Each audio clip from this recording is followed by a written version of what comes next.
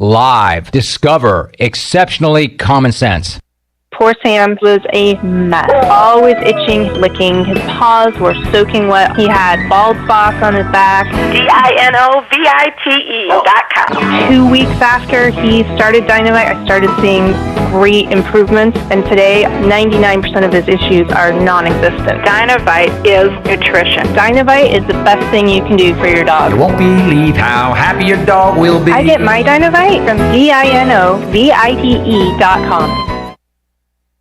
The Brian Bailey Show. Kirk Kraft, East Carolina track coach. We had 2 conference champs. Summer Knight was the conference champ in the women's pole vault. Royal Burris was the conference champ in the 200-meter. Royal was also runner-up in the 60. We had 8 all-conference people and all conferences top 3 on the podium. We broke 2 school records. Summer Knight broke her school record in the pole vault, and Brooke Stiff broke her school record in the triple jump. So I could go on and on, but it was a great weekend. Tune in Mondays at noon for The Brian Bailey Show, powered by Greenville Utilities, right here on Pirate Radio. The Buccaneer Music Hall is your beacon of music in the land of pirates and ENC. Open 7 days a week from noon until 2 a.m., the Buck features live music every night of the week. Tuesday is karaoke with DJ Captain Morgan. Wednesday is acoustic night. Thursday is the DJ dance party. And Friday and Saturday nights, it's live bands. Check out the Buck's Facebook or Instagram page for more information. The Buccaneer Music Hall. We'll see you at the Buck. My whole business just went up in flames, but my agent was there before the fire was out. We started a plan. I've got 25 employees who could be out of a job if we didn't get this place running again. My independent agent and auto owner's insurance, they made sure we didn't skip a beat. I mean, we didn't miss a single payroll. That's incredible. For whatever lies ahead, we're always there. This is Norm Bryant with Town Insurance in Greenville. Call me today at 756-8300. Go Pirates. Hey Greenville, Bagel Man here with some exciting news. We are now open for dinner. This is the first time ever for dinner in our 33 years. Our entire menu is available, plus some new sandwiches like the roast beef cheddar, the Italian sub, and the meatball parm. You can also get French fries and home fries as a side for any of your sandwiches. Order online for pickup or delivery, and don't forget about our great catering. We're available 7 days a week. We can deliver or you can pick it up. Bagel Man here. Be sure to check out David Price Construction for all of your commercial or custom residential renovation and building needs. Run by ECU alumni, David Price Construction specializes in commercial projects, maintenance on facilities, and large-scale residential renovations and additions. Proud to be voted the Remodeler of the Year by the Home Builders Association of Raleigh-Wake County in 2018 and Best Business Commercial Remodel Project winner for 2020. David Price Construction, the proud ECU Home Services partner.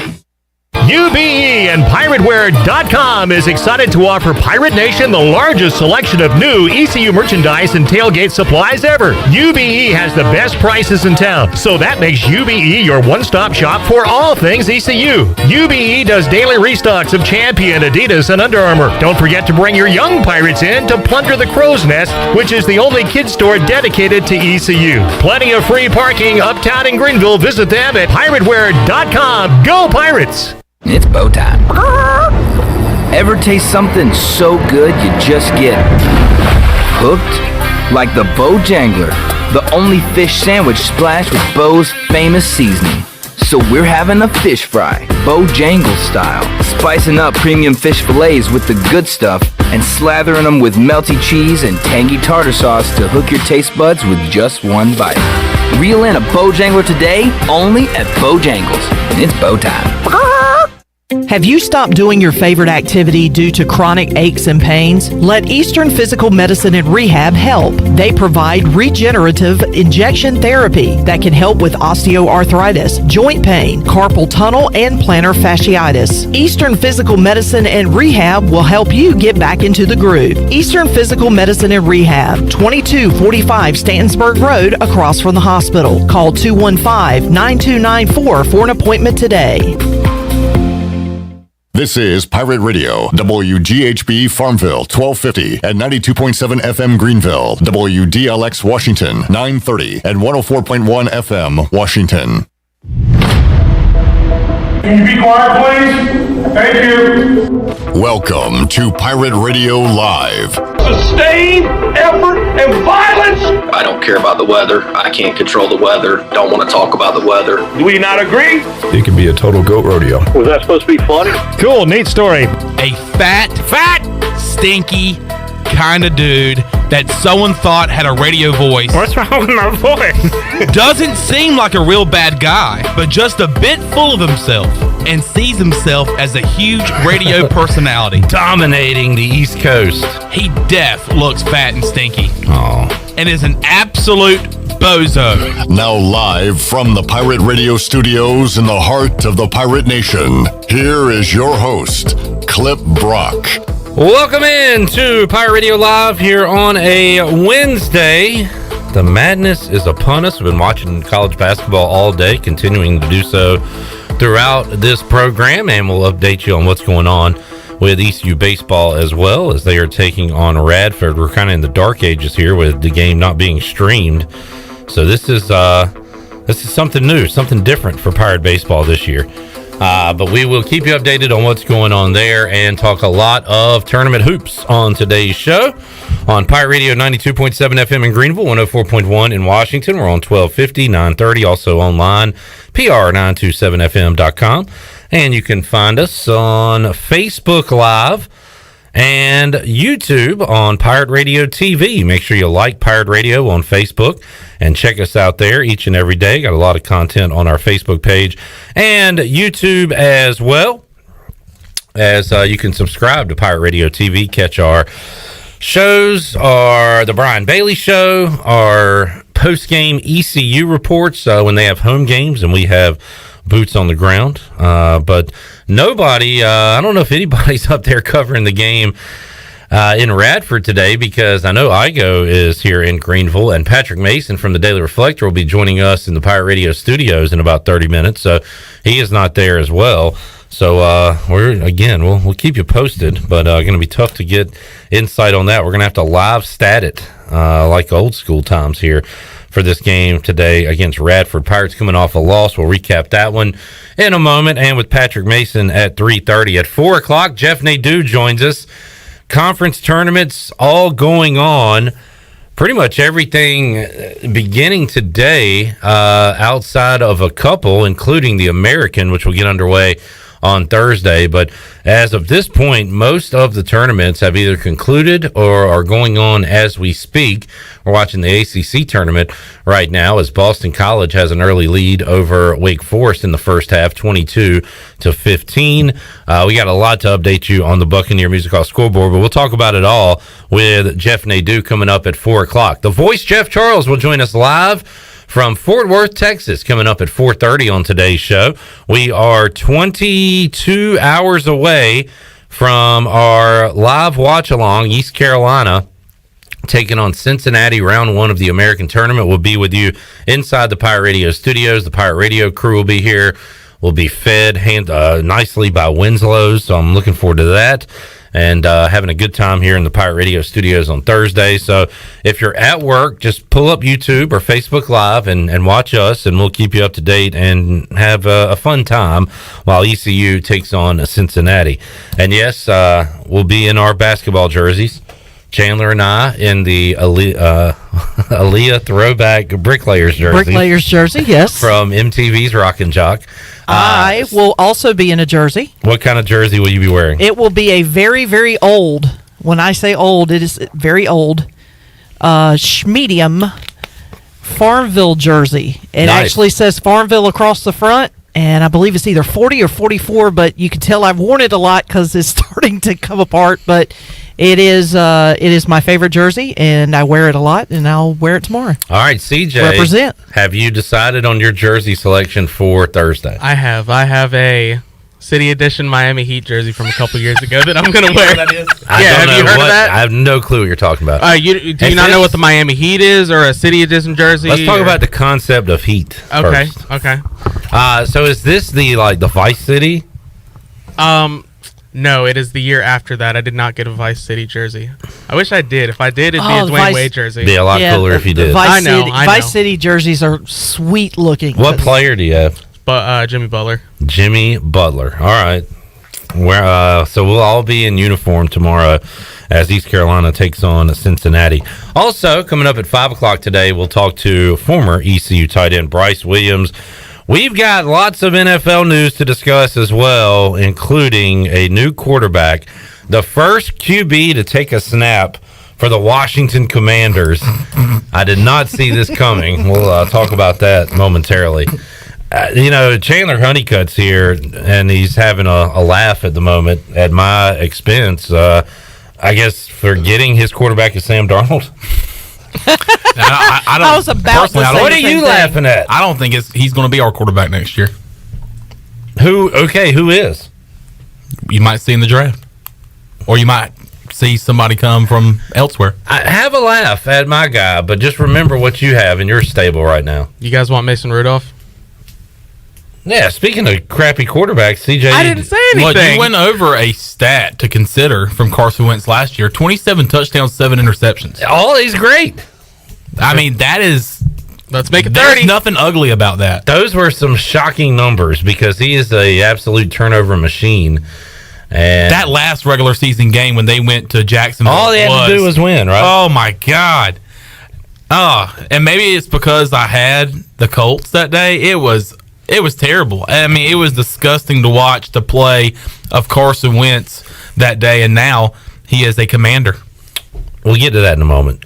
Shirley, get the rim shot ready. Redbeard has a question, I guess for CJ. Oh no! Does the city jersey give you city speed? Now, that is a Scotty Montgomery reference. And by the way... Well done. Today is March the 9th. 3-9. It is 3-9. Scotty Mo Day. As Justin Barrow said on Twitter, happy Scotty Montgomery Day to those who celebrate. So, Pirate Nation...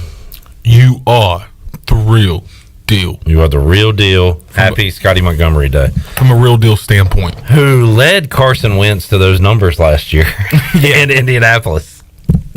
Did Scotty ever get a gig, or is he staying with the Colts? As far as I know, he's still in Indianapolis. I mean, just chilling. I mean, coaching Jonathan Taylor. I mean... Robert says, word up, guys.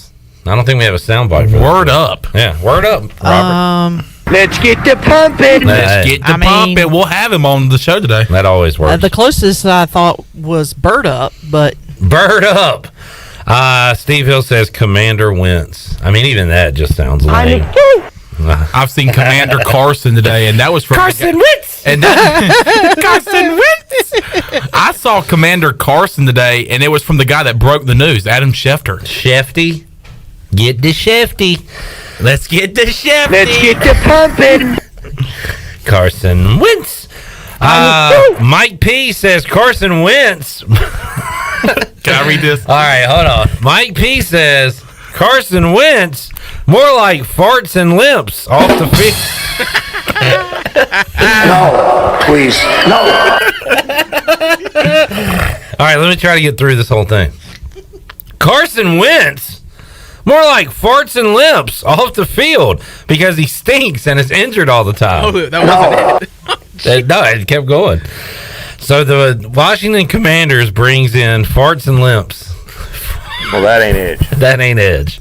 It certainly is Mike not. P always delivers. Mike P is a big more like guy, and I really enjoy it. Do you guys want an early scoreboard update? Brought to you by Da Buck. All right, let's go to our Buccaneer Music Hall scoreboard presented by Da Buck. Sorry, but this is big news. Pirates are up 2-0. How? Let's see. Well, to start the inning off, Bryson Worrell had a bunt single. Then he stole second. And then Jacob Jenkins Cowart reached on a throwing error. I did it for the stolen base. A-Mac grounded out to second base, but that scored Bryson. And then Carter Cunningham singled to center field, scoring Jenkins Cowart, and then advanced to second on a throwing error. So we are at 2-0, top of the first with 2 outs. That is a lot of action in a baseball game that has only gone on for 10 minutes now. But great to hear that the Pirates are up. All right, thank you for that update, CJ and Shirley. Robert says it's going to be a total goat rodeo in Washington It this could year. be a total goat rodeo. Yeah. Do we not agree? Carson Wentz is a turnover machine. If you went to a warehouse, a lab, wherever they develop machines, Going back to the lab. he's going to the lab. Wherever they manufacture machinery, and there was a builder there putting together a machine, a turnover machine. It would look like a factory it would type look, deal? Factory might have been the word I was looking for. It would look like Carson Wentz. He is also put together by duct tape and Elmer's glue at this point. So I don't know. At one time, he was on pace to be an MVP, and then he got hurt, and then BD Nick Foles came in and won a Super Bowl for the Eagles. And won the MVP of that Super Bowl. And I think Wentz even might have got MVP votes that year with the Eagles. I searched my Twitter, my name, and Carson Wentz to see some of my old Carson Wentz tweets. Most of them were bad. There was one good one, right? There was a couple of good ones. In fact, be careful what you wish for. In fact, I should probably tweet that out right now, Chandler, now that I'm thinking about it.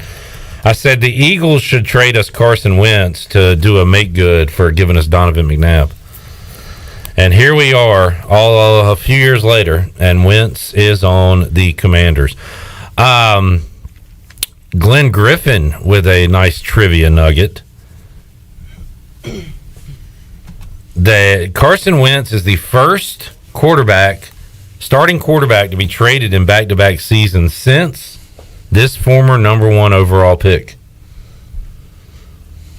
He played for 3 NFC teams in 2014, 2015, 2016. Can you name that quarterback? And he was a first-round pick? He was a first overall pick of the NFL Johnny draft. Manziel? No. Mm. Anybody have any guesses? From the Big 12? 2014, 2015. Also, I think had a brutal injury. RG3? Nah, he was the second overall pick. Kirk Cousins? No, the answer is Sam the Mam Bradford. Oh, okay. Rams, Eagles, Vikings, I believe. Yeah. For Sam Bradford. For those playing sports trivia tonight at AJ McMurphy's, you might want to remember that. Just saying. Put it in the memory bank. There's 2 people here that will be there tonight. You going, Junkie? We got a crown to protect. That's defending right. champions. Junkie. That's right, the Junkie.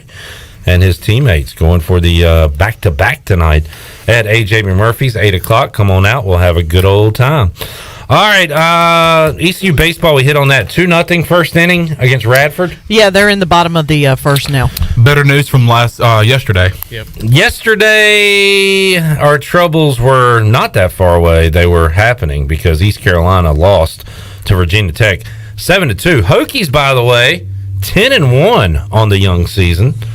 So maybe this loss won't hurt too bad as far as RPI and things like that go. We'll see once they get into ACC play, but a great start to the season for Virginia Tech. Chandler, you're looking at the box score. You pointed out this pitching that has been so good for East Carolina, and really these guys listed here have been pretty good for ECU this year. Yeah, those are the guys that have been really good for the Pirates this year. Nick Logish got the start and gave up 3 earned in 2 1/3 on 4 hits. The next guy coming up that you're about to mention is the guy. You know what? You can go ahead and mention him. Carter Spivey. Why wait? The last time he came out and he just pitched his butt off against Carolina, I think with 7 strikeouts in the last outing that he had. I really felt good with him coming in for the Pirates yesterday, and he gave up 3 hits and 2 2/3. So, and then the other guys too that you'll mention as well. I'll just go ahead and let you, because you're the host of this show. I don't want to take over, but pitching was. You know what? Let's mention the next guy at the same time. Okay. All right, ready? All right, yeah. 1, 2, 3. Ben Terwilliger. Gave up 1 earned in 1/3 of an inning. Garrett Saylor, who looked good, really good in relief over the weekend, had 5 strikeouts in 2 innings yesterday, but gave up 2 earned on 3 hits in 2 innings. CJ Mayhew allowed a hit, but struck out 2 in 2/3 of an inning. He recorded 2 outs. They were strikeouts. So these are guys that East Carolina has relied on so far this year and have pitched well, but Virginia Tech able to get 13 hits yesterday as a team and knock off the Pirates 7-2. As far as offense goes yesterday for East Carolina, your 3 and 4, really your top 4 hitters did all the damage. Zach Agnos had a hit. Outside of that, your top 4 guys in the lineup had all the hits. 2 for Worrell, 2 for Jacob Jenkins-Cowart, 2 for Makarevich, and a hit and a run scored for Lane Hoover. And that was it for East Carolina. Top of the order doing damage. I would say one of the strengths of this East Carolina team is the way Godwin kind of spreads out the lineup. Usually you'll have guys hitting on the back end just as good as the guys at the top of the order, but that was not the case yesterday, as the top 4 hitters for East Carolina did all of the damage. Yeah, good to see Bryce and Worrell continue to stay hot with 2 hits yesterday and 4 plate appearances. Sounds like that's continued on into today. Yeah, already. So and then got across the plate for a run, and then Lane Hoover always find a way to get on base, whether that's hitting the baseball or just drawing some walks. But we actually also got to see some guys that we've haven't seen at all, maybe just a little bit. For sure, in terms of appearances this year for the Pirates, with McChrystal getting a pinch hit, and then you also had Jacob Starling. Unfortunately, those guys were not able to contribute yesterday at the plate, but that was good to see them get in some action. So, the bats need to get hot there at the top half of that or the bottom half of that lineup, and so got to help out that top half. So hopefully we can get it started today, and already has started with 2 runs. For sure. In terms of a little bit. See, I should have never said a little bit, because I just turned into Mark Lindsay. In terms of the top half. In terms of the top half of the lineup, for sure. In terms of the bottom half, not so good a little bit, Coach. Sounded like the Pirates need to work, have a leg day, you know what I mean? Too much focus on the upper half. Yep, need to go on the bottom half. Gotta get them thighs looking right. CJ, what do you think about thighs? You a thigh guy? What? I tell you what, I like chicken thighs. How about you? I'm a leg. You like legs? Well, love legs. Really? Huh. You like wings. What are you talking about? I get the drums. I'm a drum guy over a flat. Really? Huh. Who's your favorite drummer? Probably Tommy Lee. I mean, the guy... That was a quick answer. I'm going to give you a lot of credit for that, even if, that was a quick answer. I appreciate quick answers. The guy plays the drums upside down. So, I mean... Respectable. While chugging a bottle of Jack Daniels. Yeah. Very respectable. And carrying around a drumstick all day, if you know what I'm talking about. You know what I'm talking about? All right, moving along very quickly. Radford in the bottom of the first has threatening. They have 2 on right now with nobody out. This is according to a game tracker. Are y'all looking at the same game tracker? Yes. You okay? We're moving on. She spent like 30 seconds trying to turn it off. Then when you asked her a question, she had to turn it back on. I had just turned the Shirley, turn your mic off. Yeah, turn the mic. Turn it back on. Shirley, I need to talk to you. Shirley, are you there? Yeah, I know how frustrating that thing can be over there. That button tends to stick sometimes, and I have to kind of beat on it a little bit to get it to work. I'm going to get you a hammer just so you can pound it. That's what I say. Yeah. Jason Hamilton. Well, I mean, I could. Good call there, Chandler. Nice reference. Is that a reference? That is a reference. All right, let's look at our Buccaneer Music Hall scoreboard presented by Dub-Up. Wake Forest, they're 23-8. They're 13-7. Normally, that would be enough to say, all right, we're in the NCAA tournament, and maybe they are. But what they don't need to do is lose today, Chandler. No. And what they're doing right now is losing. They are trailing by 28-27. Boston College up with 1:04 left to go in the first half. Let's see what Joey Brackets has. Joey Brackets has Wake as a one of his last 4 buys. So basically in his category of the last 8 teams in the tournament, Wake Forest is in one of those spots. They still need to play this as if they have to win today, right? Yeah. Thank you. Yeah. Do we not agree? Do we not agree? Do we not agree?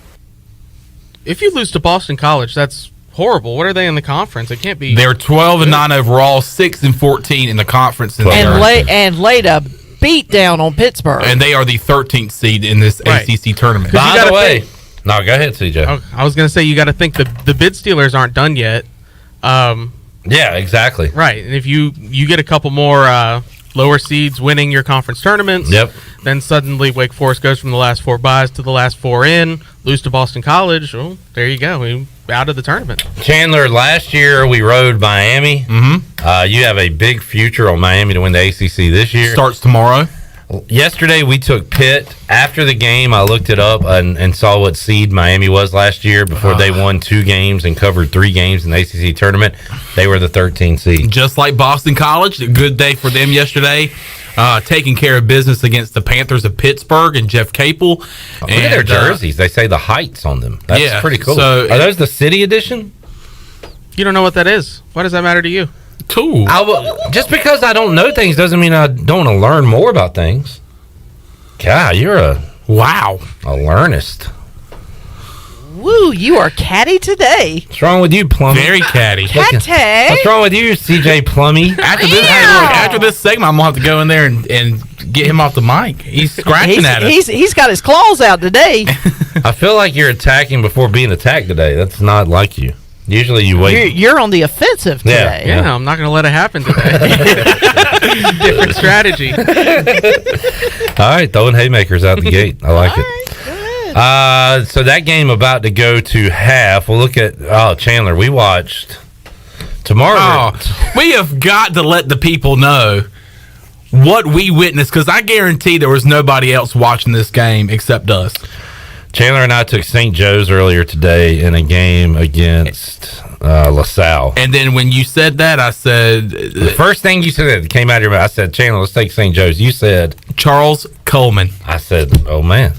We just talked about him with Igo yesterday. Charles Coleman, his season high coming into today was 7 points. He was 2 of 10 from 3 going into today's game. I thought he said 2 for 12. Yeah, maybe so. Maybe 2 for 12 going into today's game. Charles Coleman, this man, put on a show today. This folks, man that we have never ever seen before. 18 points, 4 of 5 from 3. Whoa! 11 rebounds. He had an assist. He was a one-man show, and not only that, Chandler, we had St. Joe's, so we watched this game. They were lazy. They did not care. They did not want to be there. Charles Coleman was the only guy in the first half giving a damn. Yep. And then finally in the second half, it's like they looked at Charles Coleman and said, hey, maybe we should start playing hard and trying to win this game. He inspired the whole team. They made a nice rally in the second half, but they came up short 63-56. St. Joe's is an awful basketball team.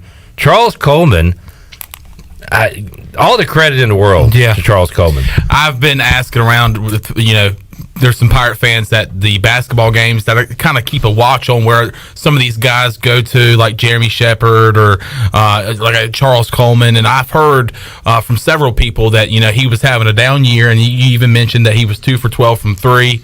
And his season high was 7 points, and he comes off the bench today and gets his first basket, and I'm like, okay, there's Charles Coleman.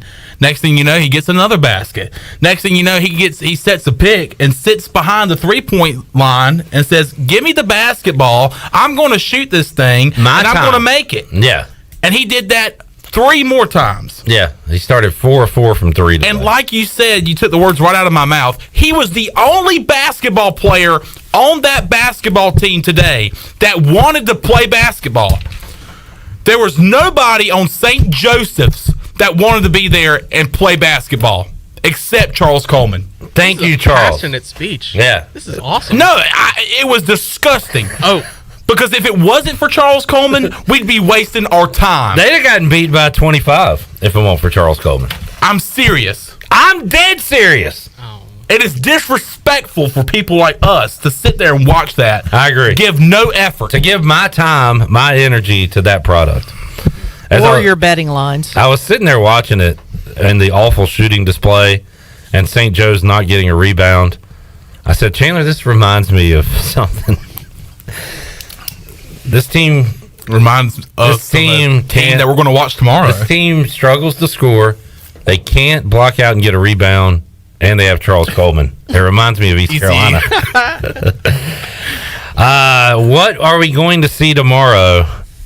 I just have so many bad March memories of watching the Pirates go one and done in a conference tournament. Oh, you mean like last year when we did a watch along against Central Florida and didn't have a 3-point made until the second half? Oh, God. And we put that prop, contest out for the listeners. Yeah. And they weren't even allowed to call in until the second half because that's when the first 3 of the game was made for ECU.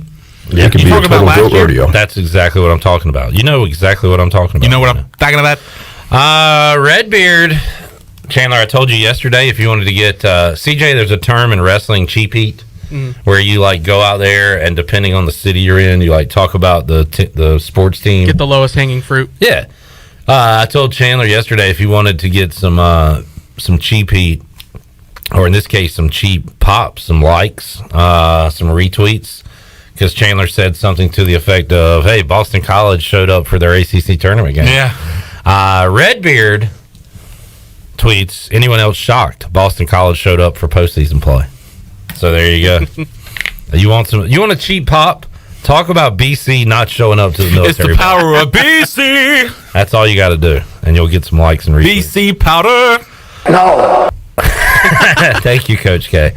All right, so much more to get to on the Buccaneer Music Hall Scoreboard presented by DeBuck. We'll run down the whole schedule, what's happening now, but we do need to take a break because Patrick Mason is here. We'll talk some hoops with him.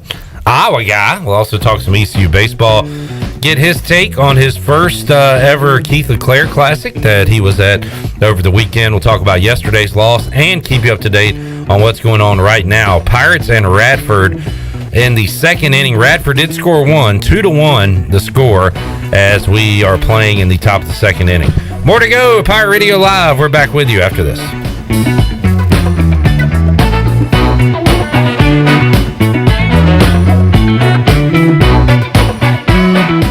Hello, Eastern North Carolina. If you're looking for a great place to work with competitive pay and advancement opportunities, Pitt County Schools is hiring. We employ over 3,000 people, and we're one of the largest employers in Pitt County. Pitt County Schools is currently seeking teachers, bus drivers, school nutrition personnel, facility staff, custodians, clerical staff, and more. We offer advanced leadership opportunities for our educators and competitive pay for our skilled labor force. Come work for a diverse, thriving school system and be an important part of ensuring success for the students of Pitt County who are the future of Eastern North Carolina. To fill out an application, visit our website today at pittschools.org. That's pittschools.org, or go directly to our job postings at bit.ly/PCS employment. That's bit.ly/PCS employment. Pitt County Schools, engaging, empowering, and elevating every student and every staff member every single day. Pirate fans, the 2022 football season is going to be one for the record books. East Carolina is coming off a 7-win bowl season, and 2022 is shaping up to be even better. The Pirates need you to pack Dowdy-Ficklin Stadium this fall with a great home slate that includes in-state rival North Carolina State. The American Conference schedule features home games against UCF, Memphis, Houston, and Navy. Season tickets are on sale for as low as $125. Get your tickets today by visiting ECUPirates.com. While you're sleeping, our whole hogs are slow cooking over wood to create that bite that Eastern North Carolina is known for. I'm Sam Jones, and for more than 3 generations, my folks have been the torchbearers for what whole hog barbecue is supposed to be. At Sam Jones, you'll find plenty of smoke, but no mirrors. Everything, and I mean everything, is made fresh daily, including our sides, sweets, and sauces. Come on over and see us at Sam Jones Barbecue, and I bet you'll be able to taste our passion in just one bite. Sam Jones Barbecue, Fire Tower Road. We paid how much for those lessons? Shh, she's doing great. Oh yeah, totally. Can you pass me a Pepsi Zero Sugar? Great job, honey! Oh, look at that. That's not the end. No way. Now it's time for the encore. You know what? You're right. 5 times? Not enough times. For everyone who traded in rock concerts for their kids' recitals, you've compromised enough. Pepsi Zero Sugar. That's what I like. Here is your ice-cold Pepsi Zero Sugar, sir. Oh, thanks. Wanna watch the game? Ooh, little sports ball on a Sunday afternoon. Don't mind if I do. Hey, did we win? It sounds like we won. It's still the first quarter. I must be lucky. People say that about me. Tough break on that free throw there. Shouldn't be doing that. Dude, we're watching football. Come on. For everyone who spent the entire game explaining the entire game, you've compromised enough. Pepsi Zero Sugar. That's what I like. I can't think of anyone who doesn't love a clean car, but how often do you actually go to the car wash? Does it take too long, or maybe it's just not a very nice place? Tommy's Express changes everything. Our wash is bright, inviting, clean, and fast. I love the flat conveyor belt. So easy to pull onto, much smoother ride, and safer for my car. And when you join Tommy Club, you can wash as often as you like for one low monthly price. I save money and time. We're Tommy's Express. At the corner of Greenville Boulevard and Red Banks Road, Greenville. East Coast Grading and Utilities is your source for clearing, hauling dirt, and concrete work. East Coast Grading and Utilities handles all sewer and water issues as well. I'm David Vaughn. Whether putting in a new subdivision or helping you with any and all of your drainage problems, I can get the job done. Call me at 531-7494. No job is too big or too small. East Coast Grading and Utilities. Friends helping friends. 531-7494 for East Coast Grading and Utilities. Hi, this is Parker Bunch. When I'm not hitting dingers or going viral, I'm listening to Pirate Radio, the voice of the Pirate Nation.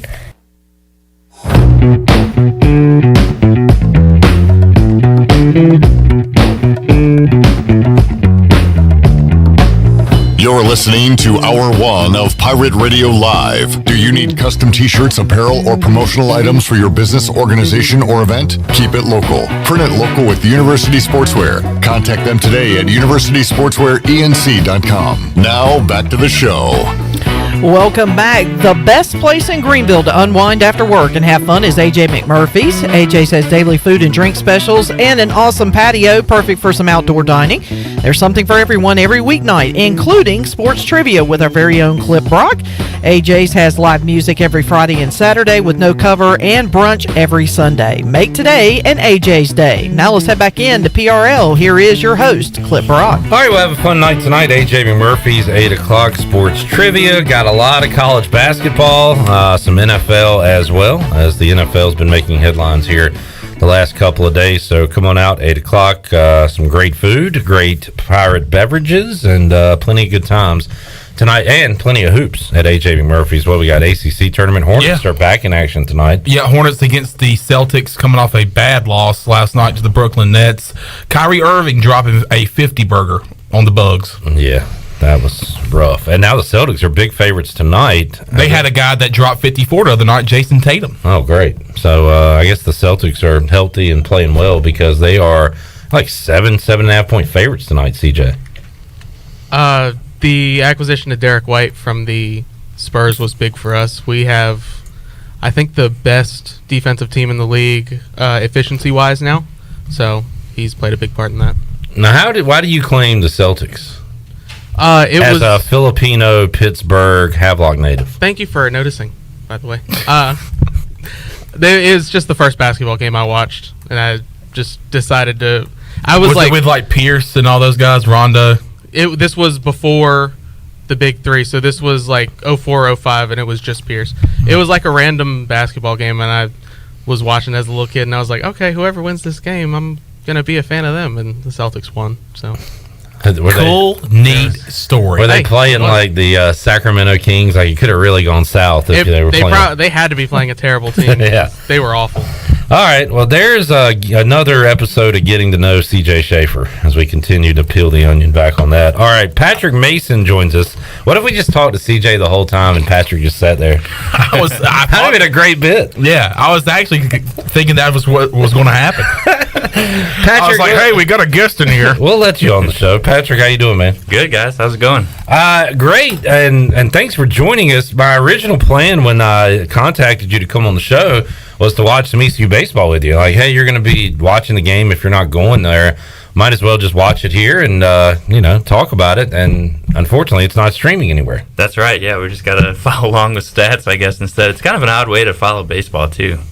It's definitely old school. I was telling Igo yesterday that back when we first kind of got the internet at home. As former Pirate Jeremy Shepard drains a three. This is National Former Pirate Day, folks. From deep.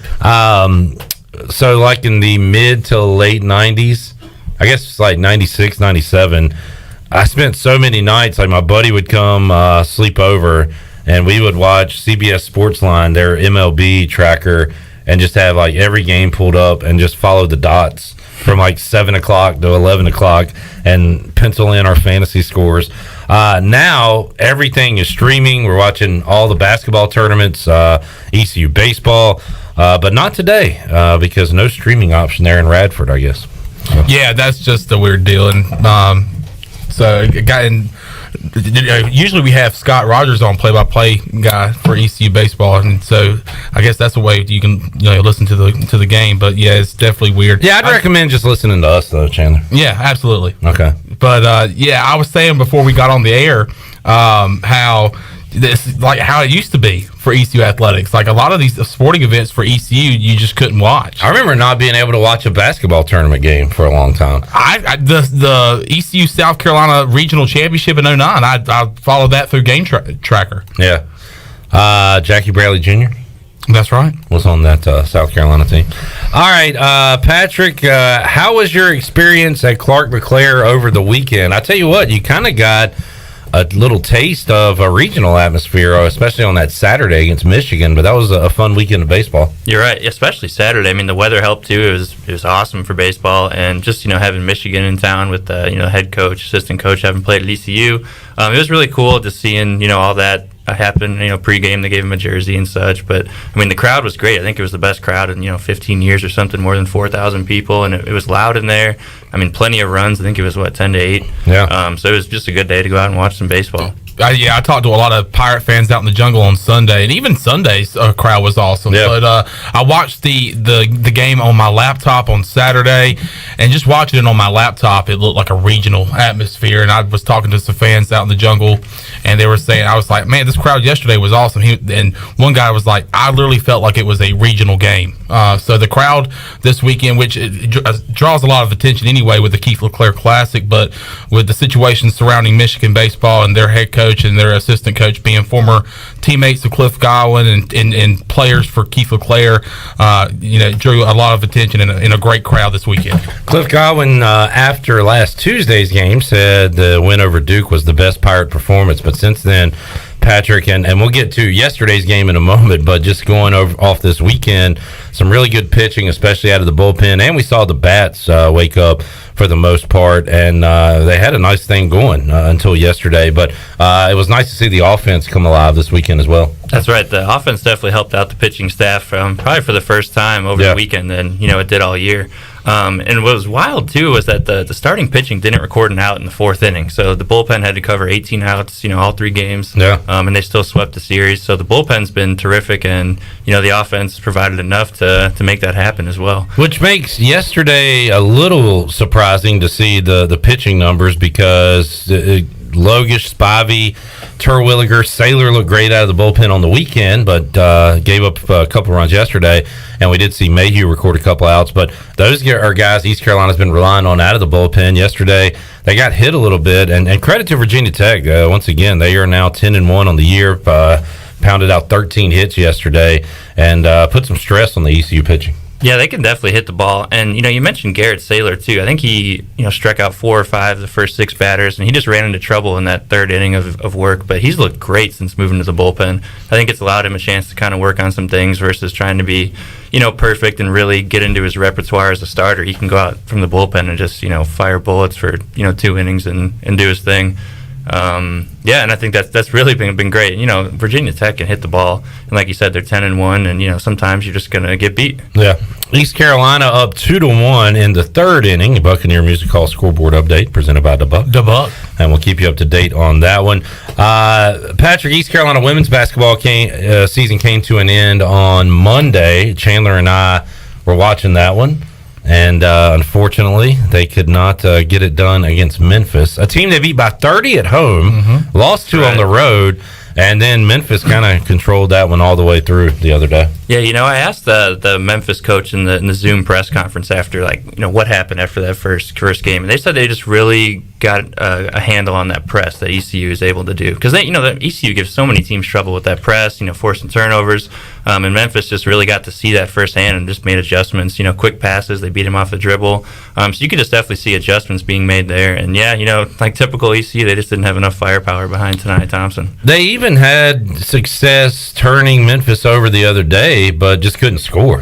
They were missing a lot of easy shots and couldn't get anything going from deep, so a struggle there. Now we turn our attention to Joe Dooley's Pirates coming up tomorrow, Patrick, as East Carolina takes on Cincinnati 1 o'clock in the AAC tournament first round. And this is a Cincinnati team that knocked off East Carolina in Cincinnati by 7, I believe.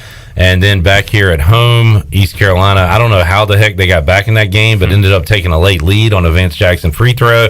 And then Cincinnati scores on a follow with like 2 or 3 seconds left and ends up winning. So we know we can play with this team, but can Vance score 30 again? I mean, he's had some monster games against this Bearcats team. Yeah, I think he scored 35 the first time, 25 the next. He's really just been terrific against them, and I think it's just being able to shoot the three-pointer. I think he's the only player in the conference to shoot over 40%. So when he's on, they can definitely score.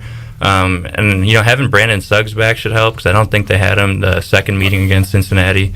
They definitely have a chance to win. I know this road is just wildly tough for them in the tournament. If they'd have won Saturday against Wichita State, I'd feel a lot better about these next couple days. For sure, yeah. You could avoid Houston until the very end and kind of get out of their way. But, it is what it is. Now they got to potentially see them, Friday, if they can get past Cincinnati. We will be here 1 o'clock inside the Pirate Radio studios. We'll have a watch along. Looking forward to that at 1 on Thursday.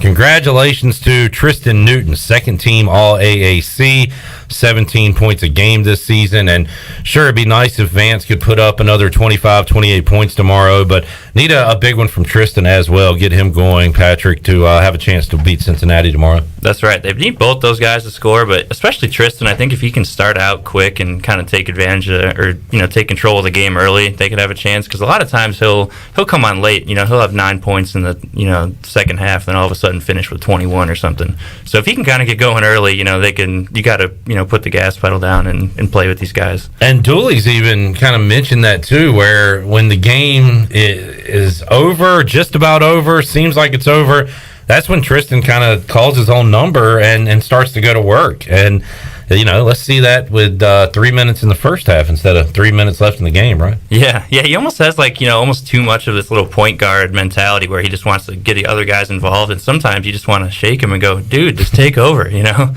because when he does that, he's incredible, and he can actually change the game a little bit. Hoping to see that, and hopefully fully stocked. We talked to Joe Dooley Monday on the show. He said Alexis Reyes, I believe, is in a boot and is banged up right now.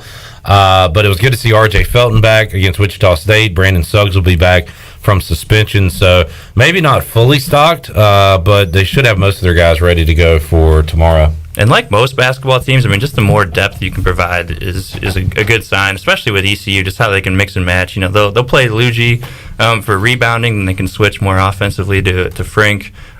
Just having some guys on the bench can kind of help space out some minutes and keep these guys fresh, which is, definitely what they need to do. And I guess J.J. Miles is not only a little gimpy with an injury, but also Dooley said he was sick going into the game Saturday, so he is he's been available to play a lot, but he has to limit his minutes just because of the injuries he's had. So hopefully he can give it a go tomorrow. And Pirates need all hands on deck. Cincinnati has been struggling. That is one good thing, where East Carolina had won a couple in a row before the loss to Wichita State. Cincinnati has kind of been on a downward spiral here of late, so maybe we can take advantage of that. That's right. I think the thing they really do well is just kind of defend, they keep the score low. That's kind of what their calling card is. So if you can kind of get some points on them, I think they're going to be in some trouble. All right, Shirley, let's take a break. We'll come back. Can you hang out one more segment? Sure. We'll talk some NFL. We'll get your take on Washington's new commander in town. Oh, boy. And a lot of NFL news yesterday, too. What does Russell Wilson to Denver mean for the Broncos in the AFC? Perhaps a Super Bowl. Aaron Rodgers back in Bears owner. Aaron Rodgers back with Green Bay next year. So we'll talk about all that and more. More to go. Patrick Mason, Chandler Honeycutt, and the crew here. We're back with you after this.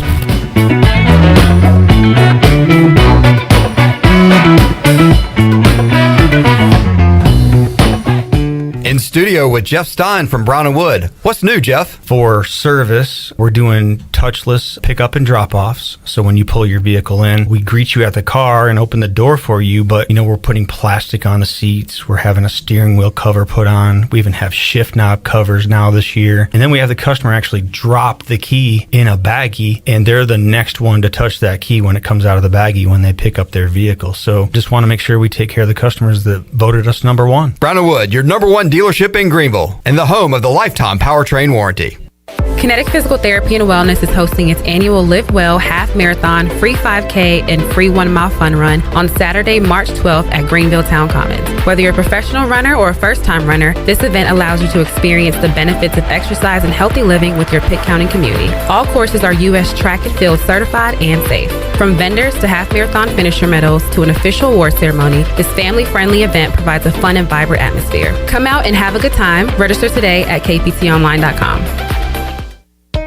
In Greenville, you know how much it means to have neighbors you can count on, like the one who mowed your lawn that week you were sick. Well, here's another good neighbor you can count on, State Farm agent Timothy Sawyer. Timothy and his team are here to help life go right when you combine home and auto insurance, which can save you money and time. So combine home and auto and start the savings rolling. Call State Farm agent Timothy Sawyer at 493-0002 and start saving today. Hi, this is Jeff Charles, and welcome inside the booth. Some college basketball teams that have had great seasons under the radar. We'll name them next.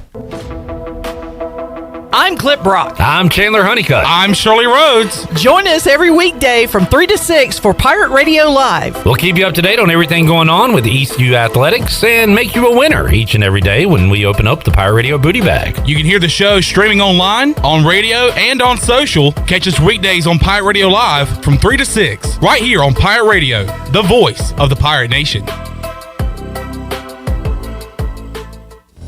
You might be amazed how many college basketball teams this year that had 20-win seasons from the smaller conferences. Here's the list. From the Atlantic Sun, Liberty, and Jacksonville State. America East, Vermont. Big Sky, Montana State, and Weber State. Big South, Longwood, and Winthrop. 3 CAA teams with 21 wins or more. UNC Wilmington, Towson, and Hofstra. 1 Ivy League school, Princeton. Rick Pitino's Iona Gales from the Metro Atlantic. Norfolk State from the MEAC. Colgate from the Patriot League. 3 Southern Conference teams, UTC, Furman, and Sanford. And South Dakota State and North Dakota State from the Summit. Yes, the little guys can hoop it up too. Come on back again next time and we'll visit inside the booth. Wings Over delivers. Wings Over delivers. Wings Over delivers. If you're looking for wings to be delivered to your home this March Madness season, Wings Over Greenville has you covered with no third party needed. Wings Over Greenville has its own in-house delivery service. Be sure to try the all-new tender sandwiches by ordering ahead on the Wings Over mobile app. Open till 3 a.m. on Friday and Saturday, Wings Over has everything to cure those late night munchies. Give them a call at 758-9464. Wings Over Greenville. They deliver.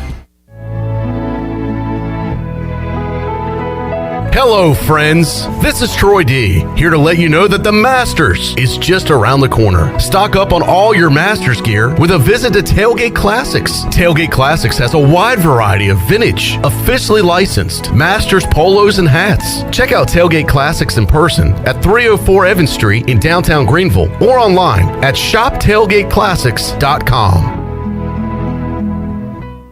This is ECU basketball coach Joe Dooley, and you're listening to Pirate Radio, the voice of the Pirate Nation.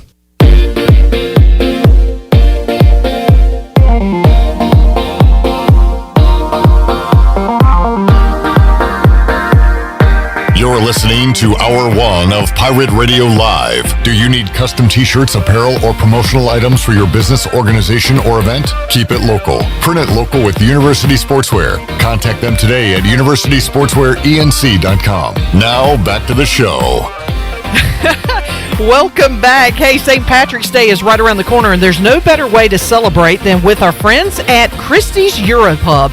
Next Thursday, March 17th, Christie's Europub on Jarvis Street in Greenville will have a full day of fun starting at noon. As always, Christie's will have awesome food and drinks for you to enjoy, along with live music from the Still Shakers.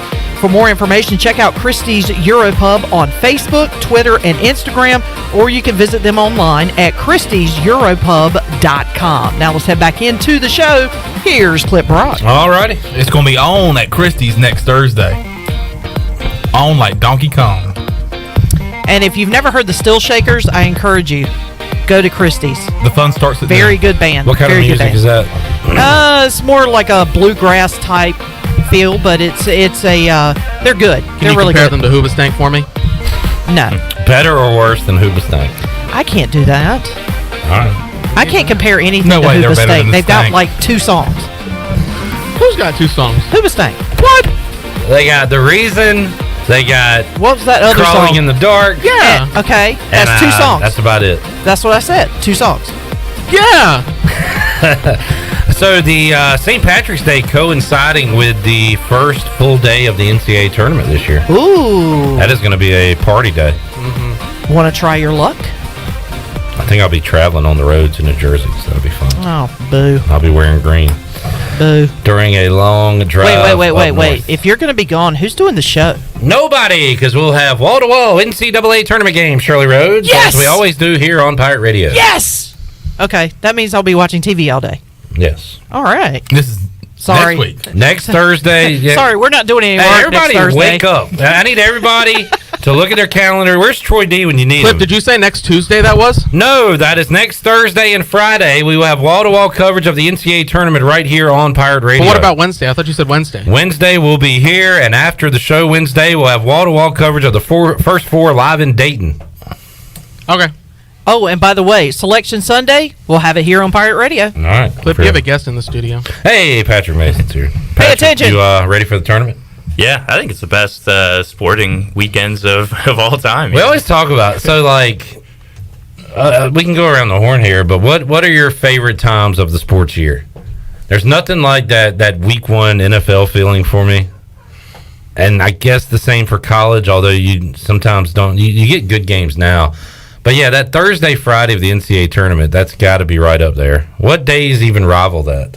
For me, I think it's opening day for baseball. I just love grilling, and spring's on the way. I mean, I know it's just kind of a one-day kind of thing, and then you're out, but that just signals to me that I'm a little spoiled with mine, but with ECU hosting some regionals in the past few years, that time of year is fun because it's right there in the middle of summer. So regional weekend? Yeah, regional weekend here in Greenville. And so you can go to the beach, hang out. It's summertime, and then also you got your college baseball, which is really fun to me, and it's even more fun when it's here in Greenville.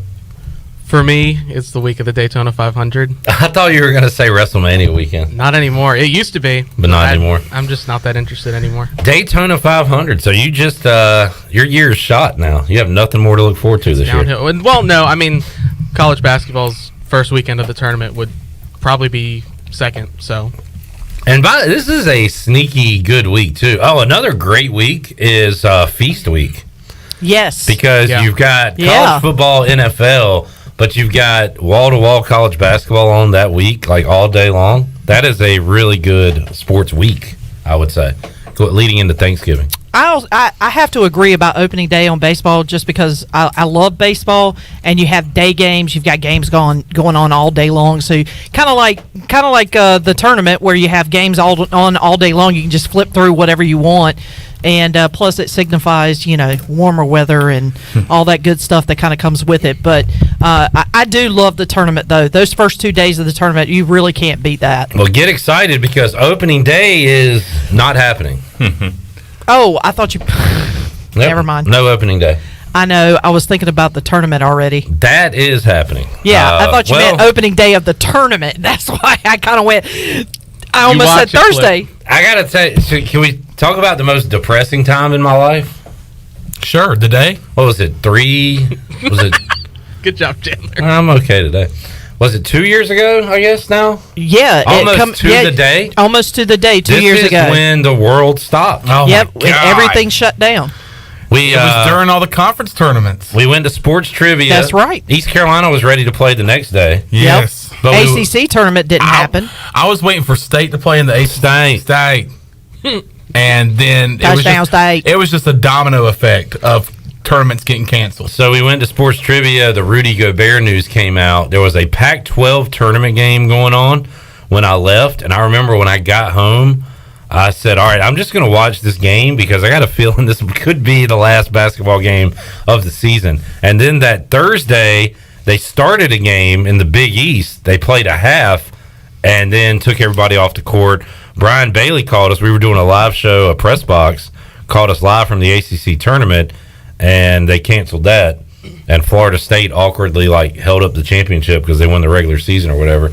But and then how excited dark were times, we? Man. How excited were we when we discovered KBO? The KBO took over. We were watching the. we were we were so by the way, I guess starved we'll be watching that again this year. Since there's no Vegas. That's right. But we were so starved for sports at that point. We were willing to get up at 5 a.m. and watch a baseball game. Shout out to NASCAR, MMA. I was watching all that stuff because that was about all that was happening for a while there. Yep. All right, Patrick, before we get out of here today, what's the ceiling for your Iowa Hawkeyes this year in the Big Dance? I don't know. I mean, they can always make a run. I mean, they're definitely fun. But, you never know. They could also just not score for a long time and just lose some games. So I heard it was a question, what conference has more teams go further in the tournament this year, the SEC or the Big Ten?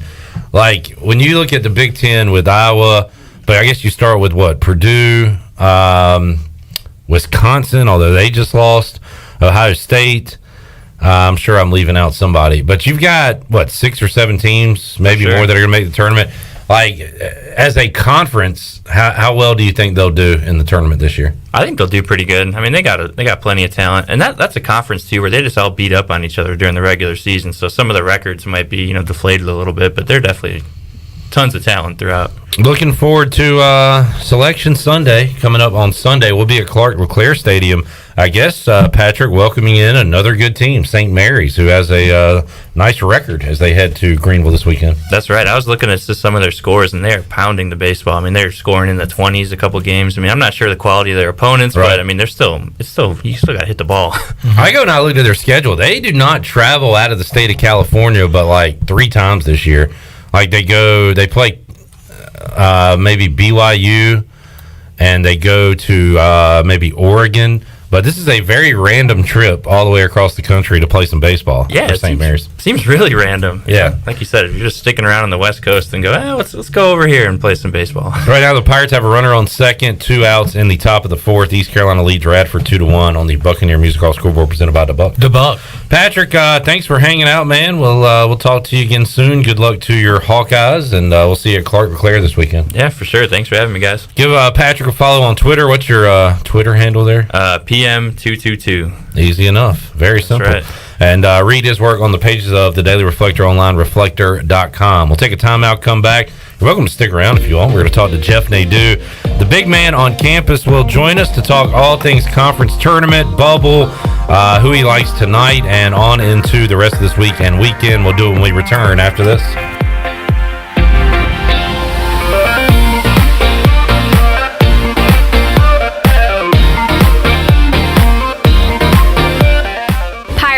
Presented by Supdogs and Suddenlink, offers 2 days of piractical tomfoolery, including 150 vendors, food trucks, art demos, BMX, mermaids, and of course, pirates. Join us Friday, April 8th for an evening of entertainment, food trucks, and vendors. On Saturday, April 9th, enjoy BMX performances, sword fighting, and black powder demonstrations, and more. Finish off the day with a concert on the town common. For more information, visit piratefestnc.com. It's going to be argsome. Hey Chandler, what are you up to tonight? Jenny, it's Tuesday, and I'm going to go sing with DJ Captain Morgan for karaoke at The Buck. Well, that sounds like fun. I have to work. Well, what are you up to this weekend? Well, believe it or not, I'm going to go listen to some live music Friday and Saturday night at The Buck. Live music all weekend long, really? Yep, all weekend, and they also have the biggest high-definition screen to watch all the sporting events on Sunday Fun Day. I'm going to have to go check that out. Yeah, just check out The Buck on Facebook or Instagram for all the information. The Buck. You've worked hard to make your business successful, and that's why it's really important to always have a bank in your corner when you need them. This is former ECU baseball player Ashley Capps from First Bank, and our experienced team of local bankers includes Lee Watson, Bonner Latham, Chris Richards, Josh Hooten, and Heath Nisbet. To get the business services that are right for your business today, come and see someone on our team at First Bank on Arlington Boulevard here in Greenville. First Bank, together with our customers, we're creating a world where individuals and communities thrive. Member FDIC, Equal Housing Lender. Hey Pirate Nation, Lindsey Gray here with Carolina Caliber. In 1960, my granddaddy started his firearm business right here in Eastern NC. Still family owned and operated, we have the area's largest selection for outdoor shooting sports and accessories and are one of the nation's top firearm dealers. At Carolina Caliber, we have everything you need from hunting, home defense, and personal protection, including a wide variety for ladies and youth. We buy, sell, and trade. It's a time-honored tradition. Visit us at Carolina Caliber on Fire Tower Road in Winterville. It's a March Madness preview, sponsored by Geico. Juzang in the paint, fade away. No! Got his own rebound. Slithers to the rim and lays it in. 3 seconds to go. We're tied at 90. Here comes Suggs. Long three for the win. Banks it home! Jalen Suggs! A deep banked three! An epic end to an epic game with Gonzaga beating UCLA to reach the national championship game. Hear Westwood One's exclusive coverage of this year's NCAA tournament right here. To show you how easy it is to file a claim with Geico, we hired a nature show host. In the native habitat of a suburban driveway, the poor victim of a broken windshield is left assessing his vehicle, utterly helpless. Well, not true. If he's got Geico, he can file a claim online, over the phone, or with his handy mobile app. But like a lone gazelle, he'll suddenly be left to fend for himself, awaiting his terrible fate. Nope. Geico will assign him a designated claims team to help him out too. So the gazelle gets his car fixed and everything. Wow, nature is so cool. Geico. Great service without all the drama. You know texting while driving is dangerous. That's not new information. Yet most people admit to doing it anyway. Drivers are 23 times more likely to be involved in a car accident while texting. Know the facts and wait to text. The danger is real and it applies to you.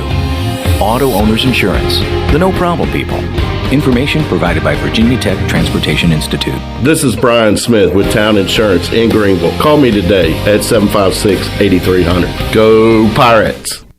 Grow Rug 26 is coming to Greenville March 25th through the 27th. This is DJ Fussell from F3 ENC, inviting all men to sign up now for this leadership training event. The Grow Rug training events are designed to help men become high-impact men by reinforcing the F3 mission of invigoration of male community leadership. To register or to learn more, please visit f3enc.com. That's f3enc.com. Remember, you don't have to be great to get started, but you've got to get started if you want to be great. This is Pirate Radio, WGHB Farmville, W224EI Greenville, WDLX Washington, and W281CH Washington.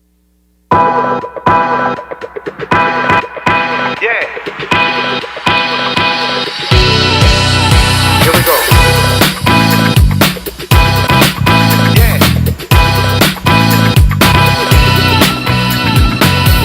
This hour of PRL is brought to you by Tommy's Express Car Wash. Come experience the difference at Tommy's. Now open at the corner of Greenville Boulevard and Red Banks Road. Doesn't your car deserve it? Visit Tommy's Express Car Wash today. Now back to the show. Welcome back. You work hard for your money. At Carolina Wealth Management, we believe that your money should work hard for you. Do you know if it is? To learn more about your investment portfolio, go to mycarolinawealth.com to schedule a free consultation. That's mycarolinawealth.com. Now let's head back in to Pirate Radio Live. Here is your host, Clip Brock. Back with you on Pirate Radio Live, hour number 2. We are following Pirate Baseball. They're up 2-1 in the 4th inning over Radford. We're following hoops, as right now Wake Forest needs to win to feel good about their tournament chances to maybe seal the deal here.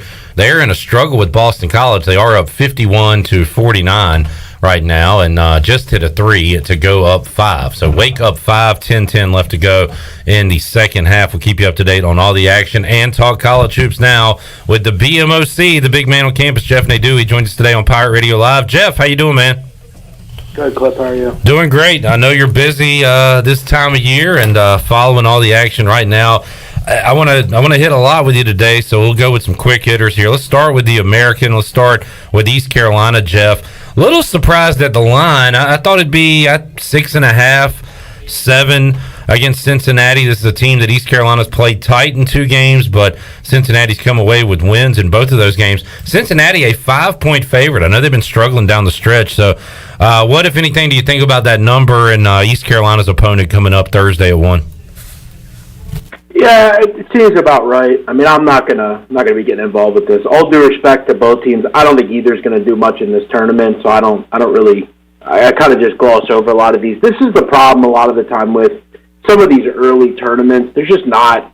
You don't know what you're going to get. It's probably a little high. ECU seems better with Suggs obviously back in the lineup, but I also kind of like Cincinnati. I like their coach. They don't really turn the ball over, and you'd expect them to be better now that we're into the postseason. But it's not a game I'll be betting on. I think the number's probably pretty correct. Overall, Jeff, do you give Memphis or any other team a chance to knock off Houston in this tournament? Sure. 100%. I don't know why anyone would really have a lot of faith in Houston. I mean, they struggled towards the end of the season, lost in both games to Memphis. This is a Memphis team playing as good a basketball as anybody right now. Of course I do. I haven't really been that sold in Houston all year. I don't think this conference is very good, and I think that's one of the reasons they've looked so good. But anytime they've stepped up, for the most part of this season, they have lost. Find like a really great win on this schedule. You really aren't going to find one because there isn't any. Houston is beat up on a lot of bad teams. I don't care if they beat Virginia. I don't care if they beat Oregon. Those aren't really very good teams.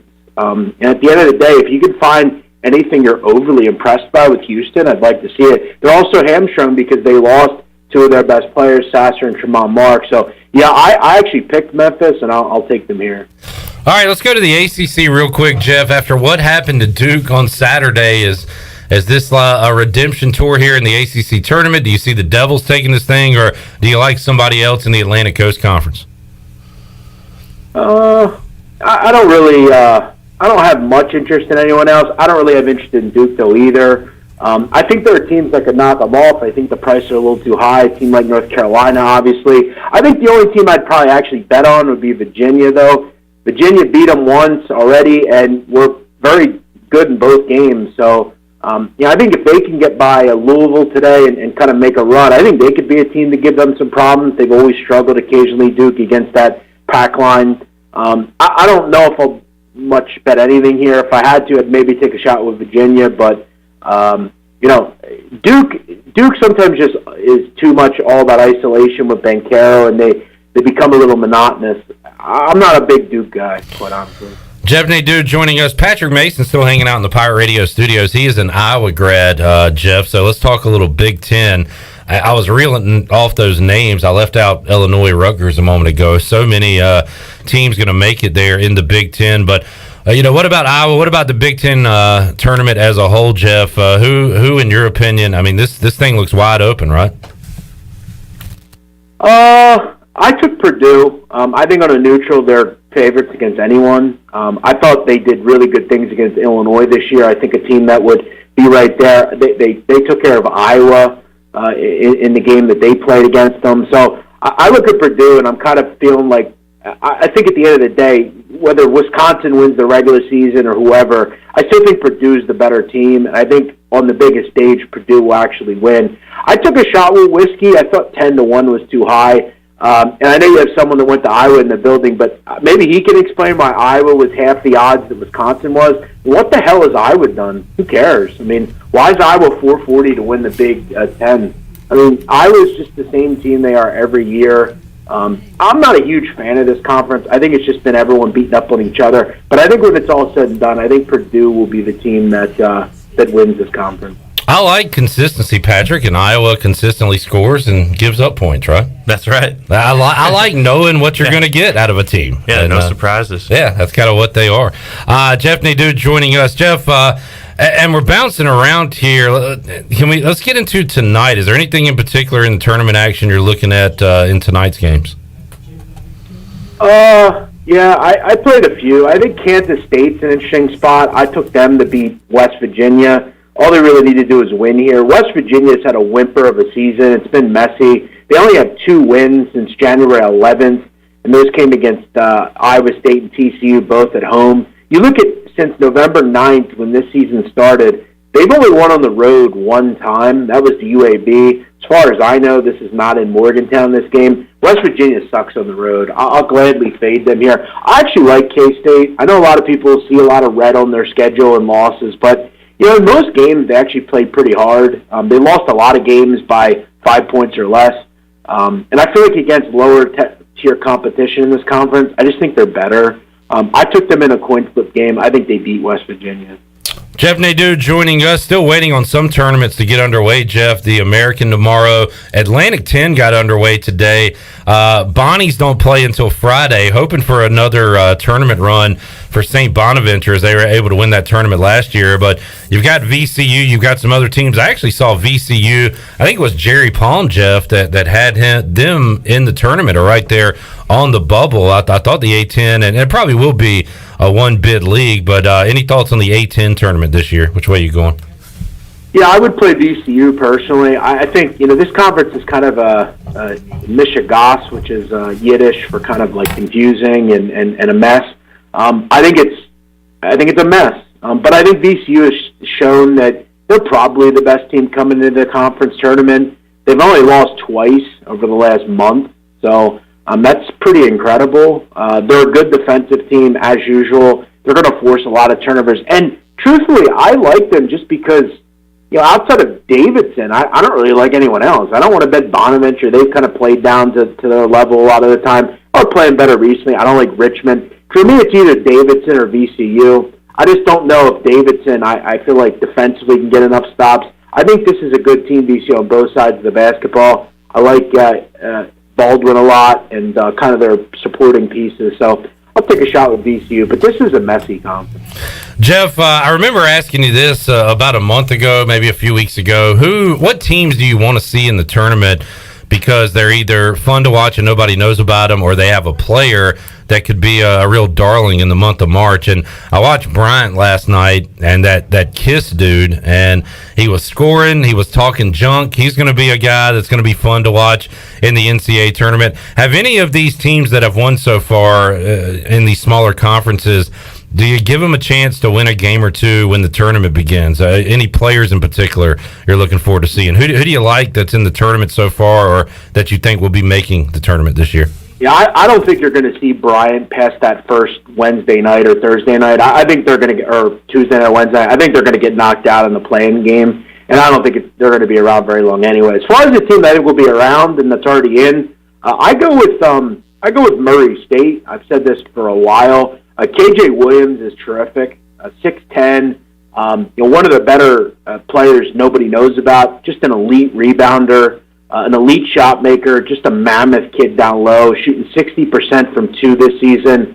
Not going to jump out and hit any threes. He's your back-to-the-basket big who could put up 30. He dropped 39 this year against Tennessee State, put up 29 in the OVC game against SEMO. This is a decent team, a really well-coached team, and he's a good player. He didn't play real well against Auburn. He had 12 points. He was 2 for 11, but I think early on, that's a team that's really exciting. They can match up at anybody. And I think you mentioned it earlier. A kid that I'm really high on is DeAndre Williams down at Memphis. I think he's the straw that stirs them. I think with him in the lineup, they're a totally different team. They have a really well-coached, a well-calibered team. Not a well-coached team. I don't like Penny Hardaway, but they're a well-calibered team that I think with athletic kids that they have, I think they can play with anybody. So he's a guy that I think kind of makes his presence felt. You mentioned Kiss. I mean, he'll be a good one. I mean, obviously he's someone that people seem to like to hate. I said Jalen Williams at Arkansas. I love that kid. He's good on both sides of the court. I think he'll make his presence felt. There's a lot of kids out there that are terrific that I'm waiting for people to take a look at. I jumped on them late, Jeff. You've been talking about them most of the year, but the last couple of weeks watching Arkansas, and I know they didn't win, Tennessee on the road, but the way they came back in that game, the way they closed out Florida on the road, closed out a home game, like they play tough. They seem to rise to the occasion at the end of games, and I really like that team. I might have them moving too far in the tournament once the brackets come out, but I really like them. How about you, Jeff? Have you put any is future season about closed up for you because you can't get a good price? Have you added any championship futures lately? Not really. I pretty much have the ones I'm going to play with Murray and Arkansas, and I have ones Kentucky from way back, teams like that. So yeah, I'm pretty much locked up with those. Yeah. Will I add? I don't know. We'll see. Maybe. I'll tell you one thing though. One team that's playing well at the right time. Okay, Loyola Chicago back in the NCAA tournament. Defensively, they've been awesome. They're very good offensively this year. Keep that group in mind. They might be destined for another big run. Jeff, we'll try to track you down next week, talk some brackets with you. What else you got going on, and where can people find your work here as we play out these conference tournaments? You could just check me out on Twitter at Jeff Nadu, and that's where I'm going to be at. Clip, I know I told you I always enjoy college basketball. Obviously, I'll enjoy the next month or so, but I am looking forward to this all being over, so I can kind of take some time away from all this. I do so much college basketball and then football and just all this stuff we have going on, and I'm in a financial position now where I'm a little bit more able to kind of take some time away, and I'm going to definitely do that here when we get into April and May, and then get ready for football. So I'm sure I'll speak to you at some point again, and we'll get on before the tournament. No doubt. Good stuff. Nadu, thanks for joining us, man. All right, brother. BMOC, Jeff Nadu joining us today. I got a million questions. I don't know, Chandler. I don't know. There's too many games. I wish this was spread out more. You know why? I wish we could do one conference tournament a week. You know why? Why? You know what month it is, right? Yeah. This is March. Wait. Who will be going to the ship? Shirley's going to the ship this weekend, right? Yes, sir, I am. Little Farmville Central basketball? Yep, Farmville Central girls play at noon against Salisbury, and Salisbury State 2:30, and then at 2:30 the boys play against, I don't know, somebody's name. It's like J.M. something. Oh, yeah. I said he had a world of hurt. Robinson. James Robinson. That's pretty much. J.M. Robinson is in a load of trouble. So they play at 2:30, and I will be going and doing some coverage for Pirate Radio. To the Dean E. Smith Center. Going to Chapel Hill. All right. Patrick, the line best Salisbury steak I ever had comes from the movie Rookie of the Year. Awesome movie. What is your favorite sports movie?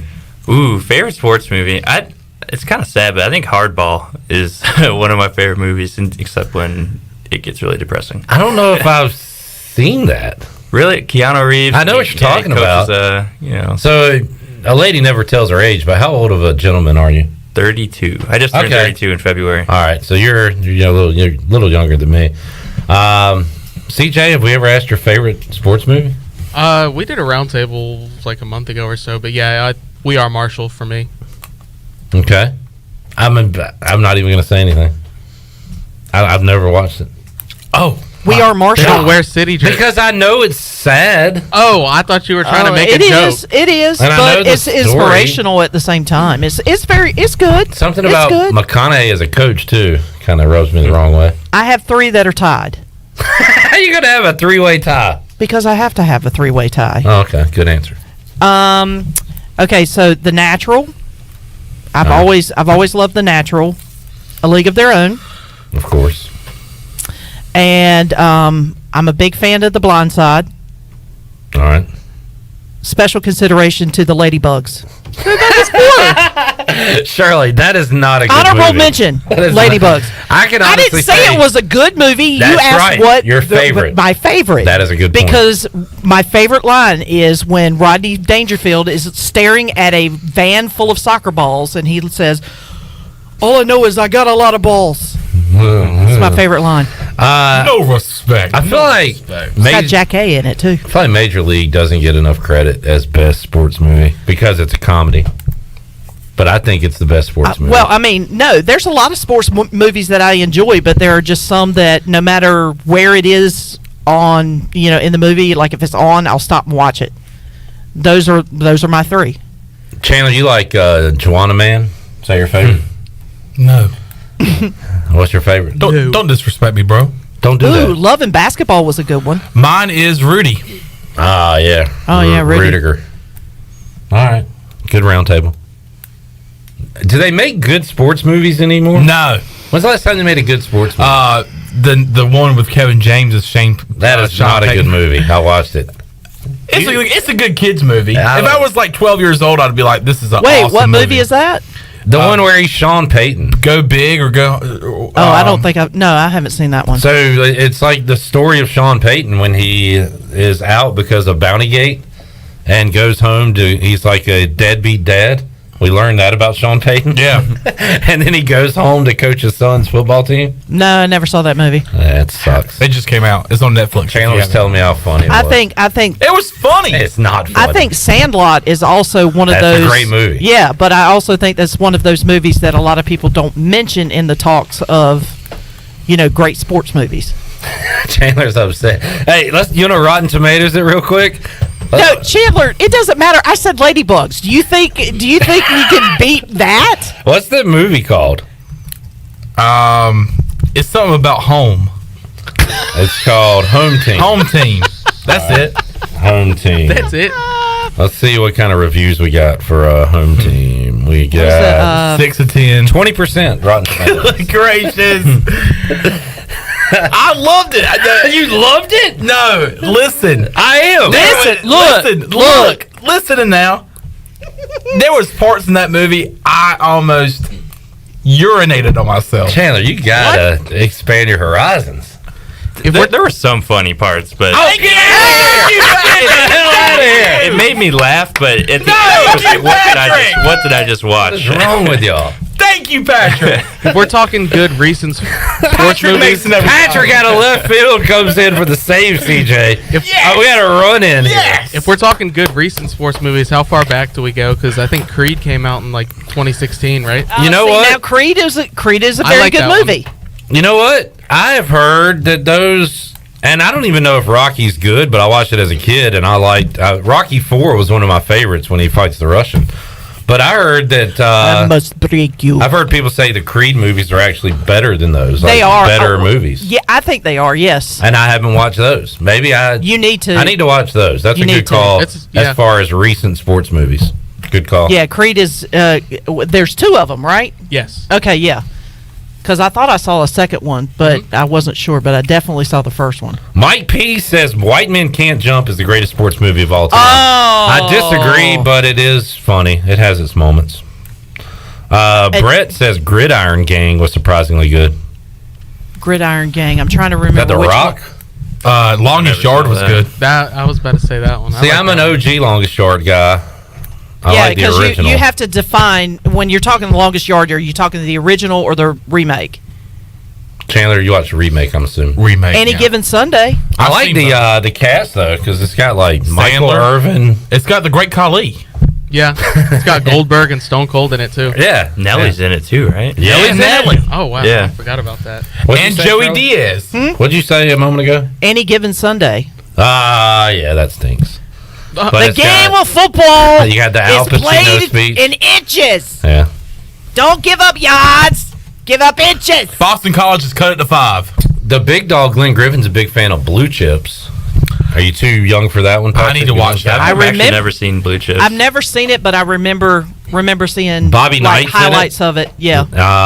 But it's got Nick Nolte as the coach, and he runs he's trying to run a clean college basketball program, but one of his guys gets a tractor. Shaquille O'Neal gets something. He's one of his Neon DeBow is Shaquille O'Neal's character. Great name. But that's a pretty good movie because we don't have a lot of college basketball movies. We got Hoosiers as a high school basketball movie. How about there's one called Facing the Giants. You ever seen that one? There was one about the Texas team. Is that about intercepting Eli Manning 15 times? No. Okay. See, now it's- that's funny. Now that's classic comedy, Chandler. I can't believe you're not urinating on yourself. I mean, that was hilarious. All right, go ahead, Shirley. What were you going to say? No. If there's Facing the Giants, then there's Little Giants. I do remember that. I do remember that. Facing the Giants was a movie about a high school coach who kind of goes through a life-changing or a life-altering like a religious event in movie. there. Yeah, it's a religious movie, but it's also very, very good. Angels in the Outfield is a religious movie.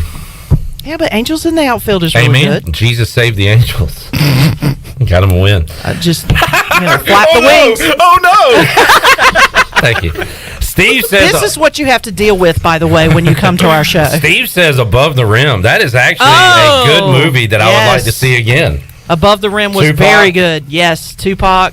That is a good movie. I need to watch that again. I want to say, is it Omar Epps that's in that one? Oh, Omar who's Epps is in The Program. Yeah. I think. No, wait. Is Omar Epps? No, I'm thinking of Higher Learning. Which Is is not Omar really a Epps the sports one movie. in Love and Basketball? Yes. Okay. Yes. I BC knew. has cut it to 3, folks. It's the power of BC. Patrick, thanks for hanging out. Yeah, this whole discussion. And sorry So you went sorry. through that. I was gonna say this whole discussion makes me think I got to watch more movies. Well, wait till after March because a lot of basketball to watch and a lot of Pirate baseball as well. That's right. But I feel like we have this discussion like once every 2 or 3 months. I think so. Yeah, And then because we always forget movies, and then we're driving home, and you're like, oh, I forgot to mention this movie. We got a tie game in Brooklyn as BC looked like they were down for the count. Down, Power of BC. Wait, down did you- by 10. Did you take BC? I thought you took Wake. Who, me? Well, either one of you, I guess. Well, who is BC playing? Chandler's got BC plus the points. I did a little live Wake action. So we're both still very alive here at this juncture. But BC looking good. All right, let's take a timeout. We'll come back. When we return, we'll go out live to Texas and talk to the voice, Jeff Charles, who will give his thoughts on East Carolina, Cincinnati, and talk more basketball with us. When we return on Pirate Radio Live, we are back with you on a Wednesday after these words.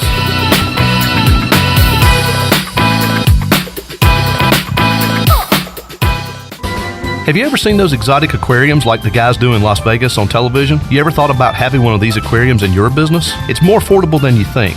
This is Hal Pruitt with rentafishtank.com. We can make having an aquarium in your business turnkey with no work, cleaning, or hassles for you. Rentafishtank.com creates a relaxing atmosphere and keeps children occupied. Rentafishtank.com already services many dental, pediatric, and doctor offices, plus hospitals and senior living centers. Check us out at rentafishtank.com. The Special Olympics USA Games is my time to shine. And Jersey Mike's Day of Giving is yours. Grab a sub on Wednesday, March 30th, and all sales will be donated to the Games. Jersey Mike's, be a sub above. The Special Olympics USA Games is my time to shine. And Jersey Mike's Day of Giving is yours. Grab a sub on Wednesday, March 30th, and all sales will be donated to the Games. Jersey Mike's, be a sub above. The North Carolina Strut Masters Championship, presented by Leopold, is coming back to Farmville April 9th. Put your skills to the test against some of the best turkey hunters in the country, like Michael Waddell, Nick Munt, Nate Hosey, and many more. The top scoring birds will win big prizes up to $30,000. There'll be live performances by Mikkel Buck, Nate Hosey, and you never know who else will show up. Deadline to register for two-man teams is April 2nd. Registration now open at ncstrutmasters.com. North Carolina State Parks is proud to announce that they have partnered with the Hometown Strong program. Our visitor centers are now equipped with public Wi-Fi to help kids with school. Remote learning has become a critical public health measure in maintaining social distance and continuing to educate our young people. Take advantage of Wi-Fi and a hike at Goose Creek State Park or a day trip to the beach and access remote learning at Fort Megan State Park. For more information, visit hometownstrong.nc.gov. From our floor to your door, Bostic Sugg Furniture has what you need in stock, so you can get your furniture now, not later. Save store-wide, plus get special financing on our huge selection of beautiful furniture from Lazy Boy, Bassett & Rowe. Better sleep starts now on the Arctic Mattress by Serta on a Power Motion base with 48-month special financing and no money down, plus our exclusive 10-year Power Base warranty. From our floor to your door, create something beautiful at Bostic Sugg Furniture. University PC Care has been the Pirate Nation's go-to IT expert since 2006. Unfortunately, many organizations today simply react to IT issues after the damage is done. This is known as the break-fix cycle in the tech service industry. University PC Care's Business Services Division has a better way, a proactive solution called BizCare. What's at your office? Call William at University PC Care today to schedule your free BizCare consultation or learn more at universitypccare.com. For the latest from the world of golf, Tune in every Saturday morning from 8 to 10 for the Golf Shop Radio Show. Hosts Mark Greenhelge and Matt Blanchard talk golf from tee to green and everything in between. If you like golf, you're gonna love Golf Shop Radio. Before you tee up, drop on in. Welcome to the Golf Shop. There's no better time to drive away with a quality pre-owned car, truck, or SUV from Greenville Auto World. Greenville Auto World is your authorized rough country dealer. We specialize in lift and leveling kits along with custom wheel packages. Whether you're looking for ground clearance or enhancing the appearance of your vehicle, trust our team for your off-road experience. Greenville Auto World, 3840 South Charles Boulevard across from Hardee's at Bell's Fork, or online at greenvilleautoworld.net. What's up? This is Bryce and World, and you're listening to Pirate Radio, the voice of the Pirate Nation.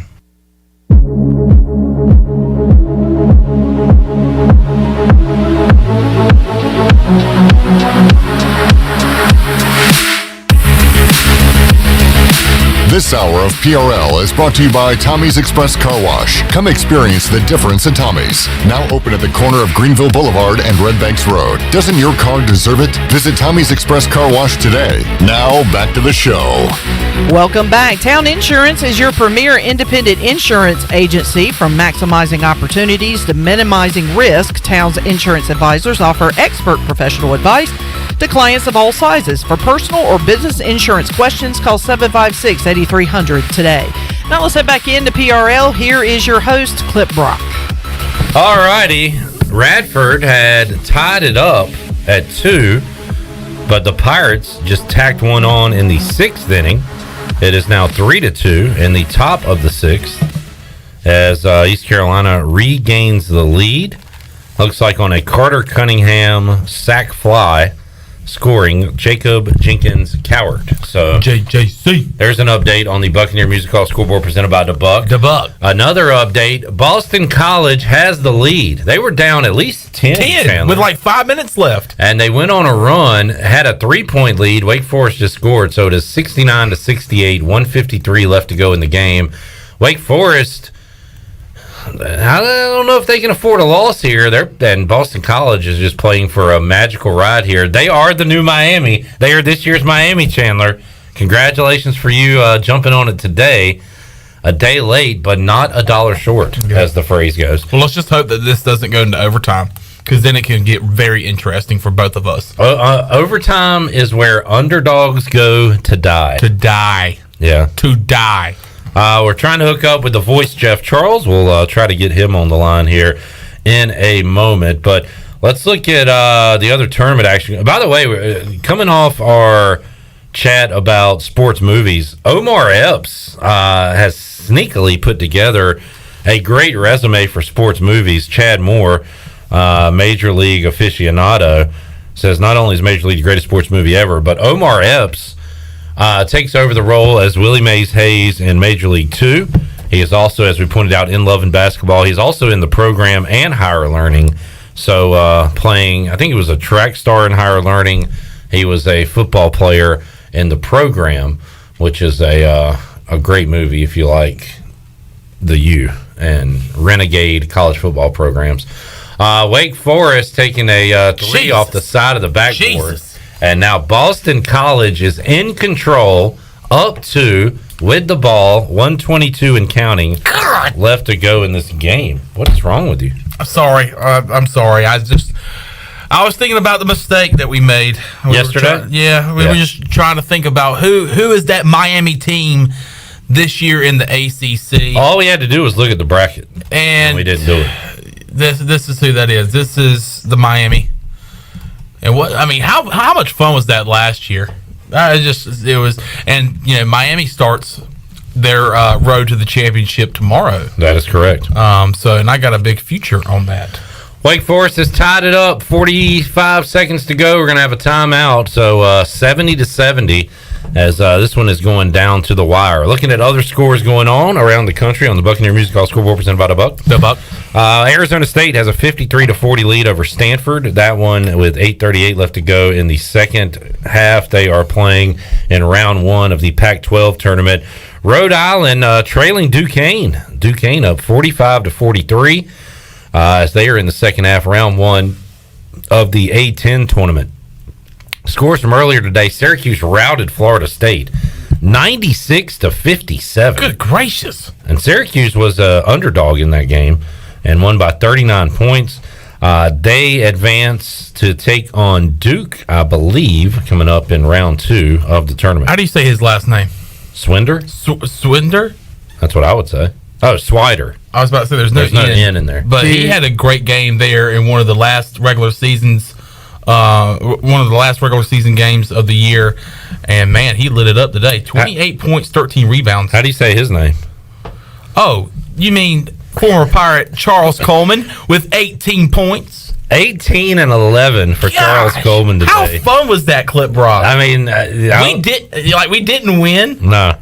He won. His team didn't win. Oh, my gosh. If I'm Charles Coleman, I'm transferring back to East Carolina. Don't get me started again, because I was literally peed off. You almost said it right. I was peed off earlier in the show talking about the just lack of effort from St. Joe's. Yeah. But Charles Coleman, he still got a little bit of pirate in him. And he said, I'm going to take this game over if y'all don't want to. He did. That he did.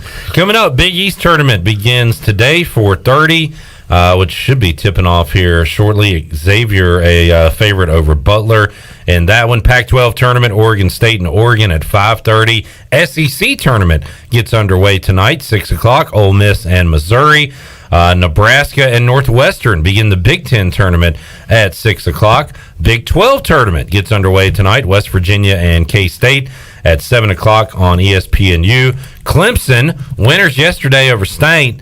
They will take on Virginia Tech coming up tonight at 7 o'clock on ESPN2, round 2 of the ACC tournament. Georgia Vandy play tonight in the SEC tournament. Minnesota and Penn State in the Big Ten tournament. Some late-night Pac-12 basketball. Cal and Washington State at 9.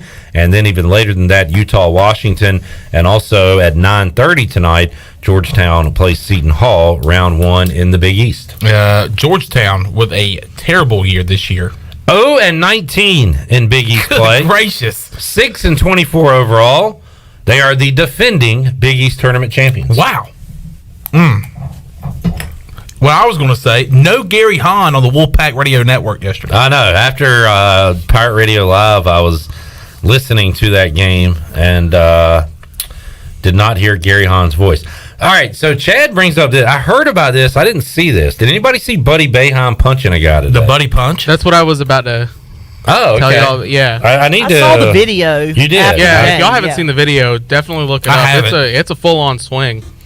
Buddy Boeheim. Let's see. Was it a Brandon Suggs? Was it a Juwan Howard? Let's see. Oh, wait. He hit him in the nards? What, he hit him in the chest? In the teat?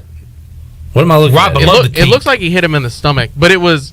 Yeah, he comes across there and just gives him a little jab. I can't tell if you can see the whole video, but there's not a play going on there. The shot had just been made, and they're inbounding the ball when he swings.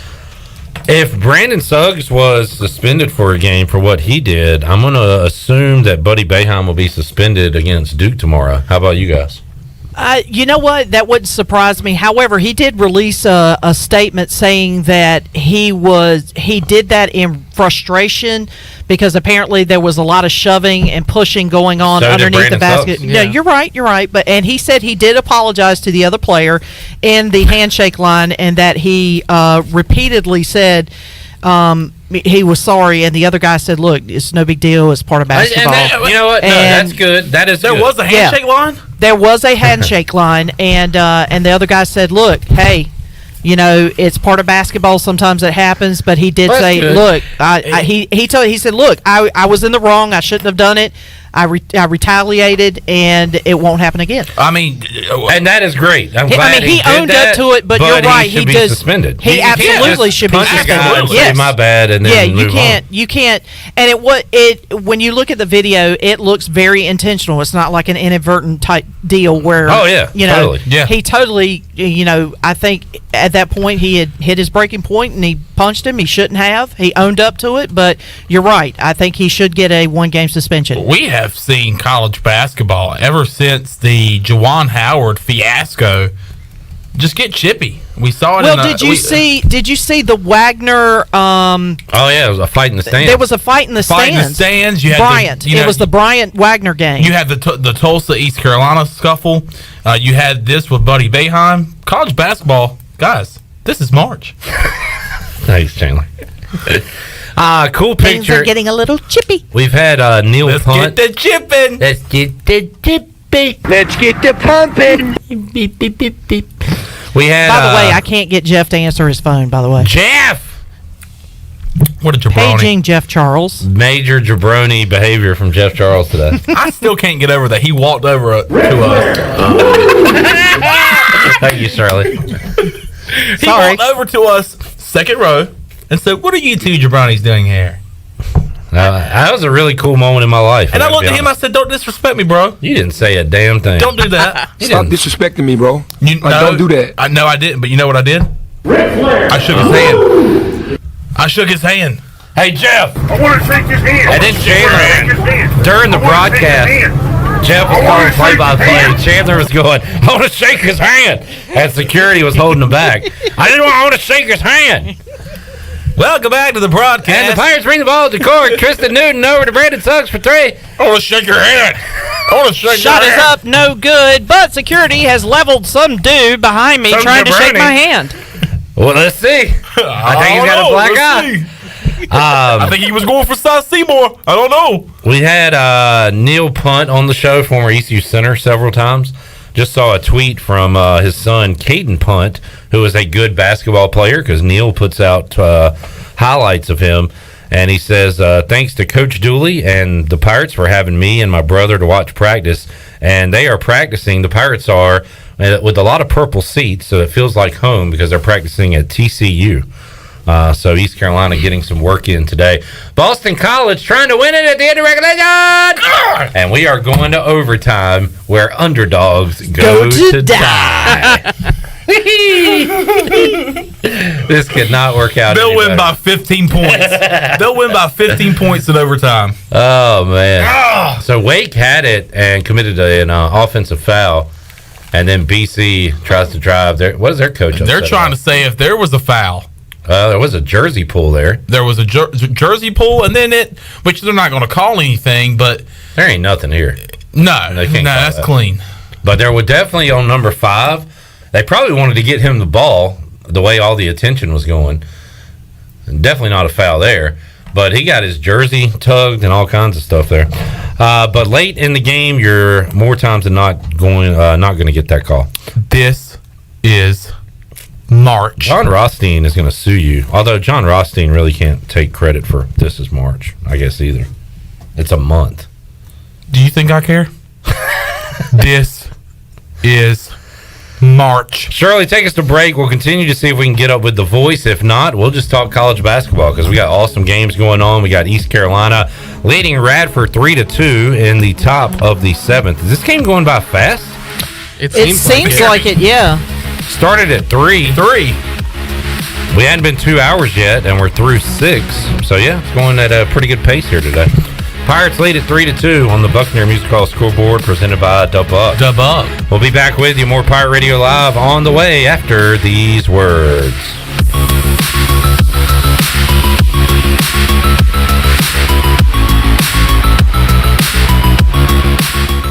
In studio with Jeff Stein from Brown & Wood. What's new, Jeff? For 2 years in a row, we've been voted #1 in Greenville, so we're super thankful. For 2022, we've decided to make it the year of the customer. We're taking more COVID health safety protocols with some personal test drives where, you don't have the salesperson riding along with the customer. It actually makes them a little bit more comfortable, and they can take a drive and kind of go where they want to go and drive it how they want to drive it. Brown & Wood, your #1 dealership in Greenville and the home of the lifetime powertrain warranty.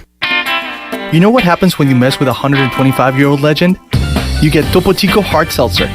Inspired by the legendary taste of Topo Chico mineral water and crafted with unique flavors like strawberry guava, tangy lemon lime, tropical mango, and exotic pineapple for a crisp, refreshing finish. Topo Chico Hard Seltzer is a game changer. New Topo Chico Hard Seltzer. Legends never stop refreshing. TC Hard Seltzer Company, Tempe, Arizona, Auburndale, Florida. Celebrate responsibly.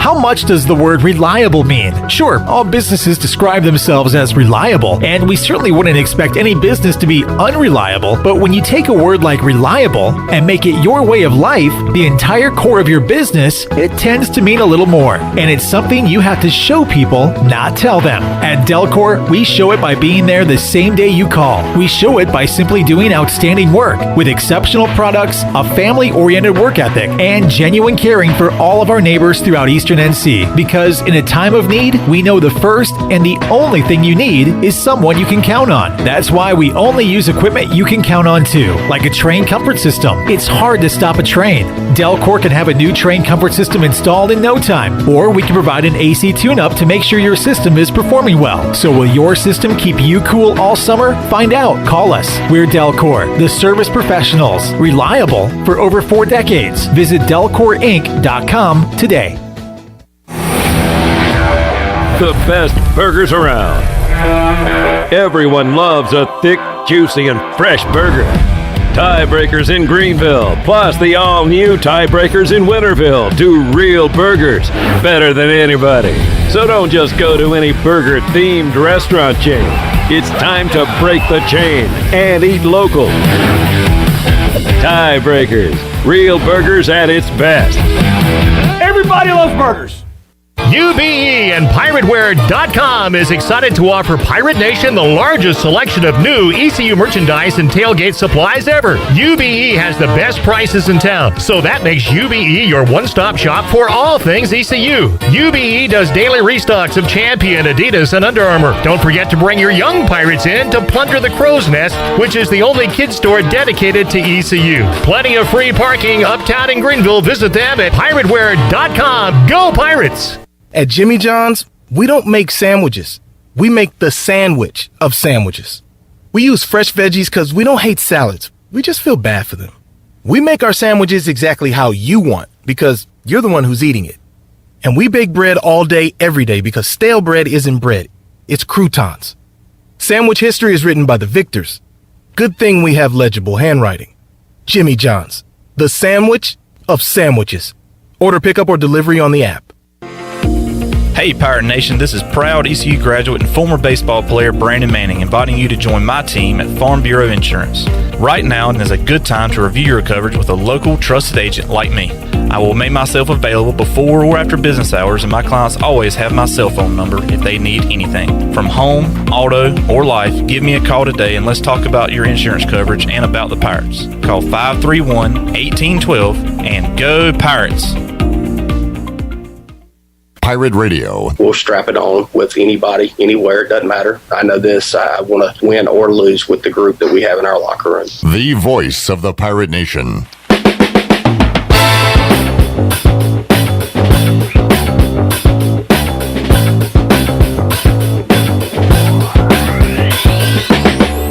This hour of PRL is brought to you by Tommy's Express Car Wash. Come experience the difference at Tommy's. Now open at the corner of Greenville Boulevard and Red Banks Road. Doesn't your car deserve it? Visit Tommy's Express Car Wash today. Now back to the show.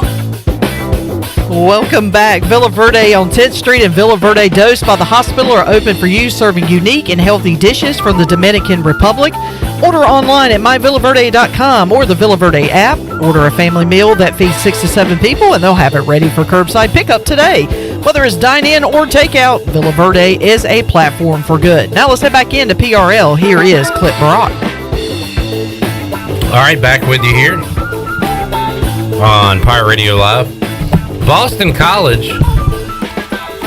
Overtime is where dogs go to die. Well, guess what? Boston College is not a dog. They're an eagle. They're a bird. They're putting up a fight, huh? And overtime is where birds go to fly. Hey, you know what I'm talking about? Because BC is up 5 and has another free throw coming. 2:11 left to go in overtime. The magic of the 13 seed in the ACC tournament rolls on for another year. The power of BC. By the way, we are in the midst of a quarterback carousel in the NFL. Yesterday, Aaron Rodgers announces he's staying in Green Bay. Also yesterday, we found out that Russell Wilson was on his way to the Denver Broncos. Today, Washington makes a huge splash, bringing in one-time almost MVP candidate Carson Wentz. And an hour ago, former Tulane great Sean King. Now, how connected is Sean King into the ongoings of player personnel moves, NFL chatter? I looked him up. What do you mean you looked him up? Well, no, I just went to his Twitter. I don't need to look him up. You don't know who he is? No. Well, you need to educate yourself. Well, I guess you know need to that look he him is up. the quarterback's coach at South Florida. I didn't know that. I know he led Tulane to an undefeated season. And was the quarterback in 1999 when Washington went to Tampa Bay in the playoffs and lost that. What a stupid game. In fact, it was Sean King that fumbled the ball, and then Warwick Dunn picked it up and ran for a first down. It was just... Anyway, Sean King says, hearing if things go well Friday, Deshaun Watson to the Steelers is happening soon after. Oh, I'll believe it when I see it. I will not. Don't do this to me. I will not let you get my hopes up. I'm okay. It ain't me. I know. Would you? You would be happy with that move? Oh, I would welcome him with open arms. Now, we still don't know where Watson is as far as criminal, civil, right? All I that would stuff. Not be willing to make a move at all until that stuff is cleared.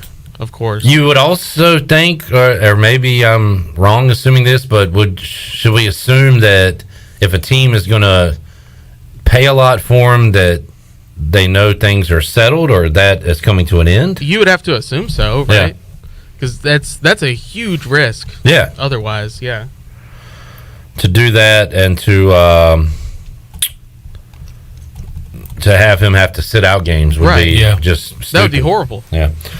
All right, Wake at the line makes it a 4-point game. 1:46 left to go. BC on top of Wake Forest. Coming up later on today in the ACC tournament, Clemson, winners yesterday, will take on Virginia Tech. And then later tonight, Louisville, who won last night, will take on Virginia. Looking forward to some fun sports trivia at AJ's and a lot of conference tournament action tonight. I think I'm going to get the Santa Fe chicken salad. Okay.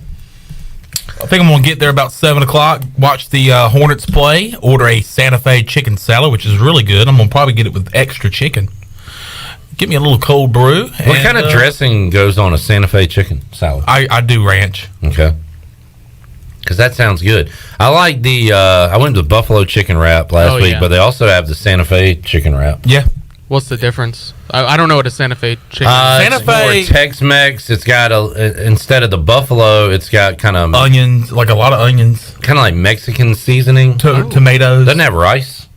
No, I made that up. But it's it's a different taste, but it's really good. It's really good. I always get the buffalo chicken wrap, but I do too. It's awesome.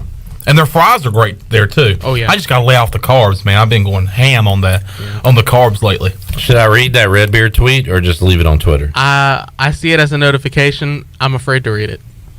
I'll probably just leave it on Twitter. But Ben Roethlisberger and Deshaun Watson do have some similarities. Kinda. It's a pattern. Yeah. See a pattern for me. So there's that. All right, we I guess could not hook up with Jeff Charles.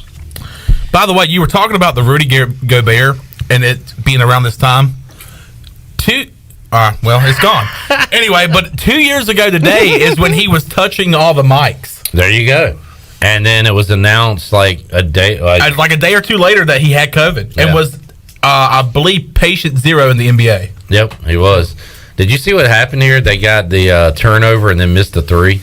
No. That would have been a huge moment, but they missed the three, so now BC will go to the line. The power of BC. And shoot free throws. Shirley? Guess what I did just a few minutes ago? Because it's something I've always wanted to do, and it just crossed my mind, so I went ahead and took care of it. Bought a Camaro. No.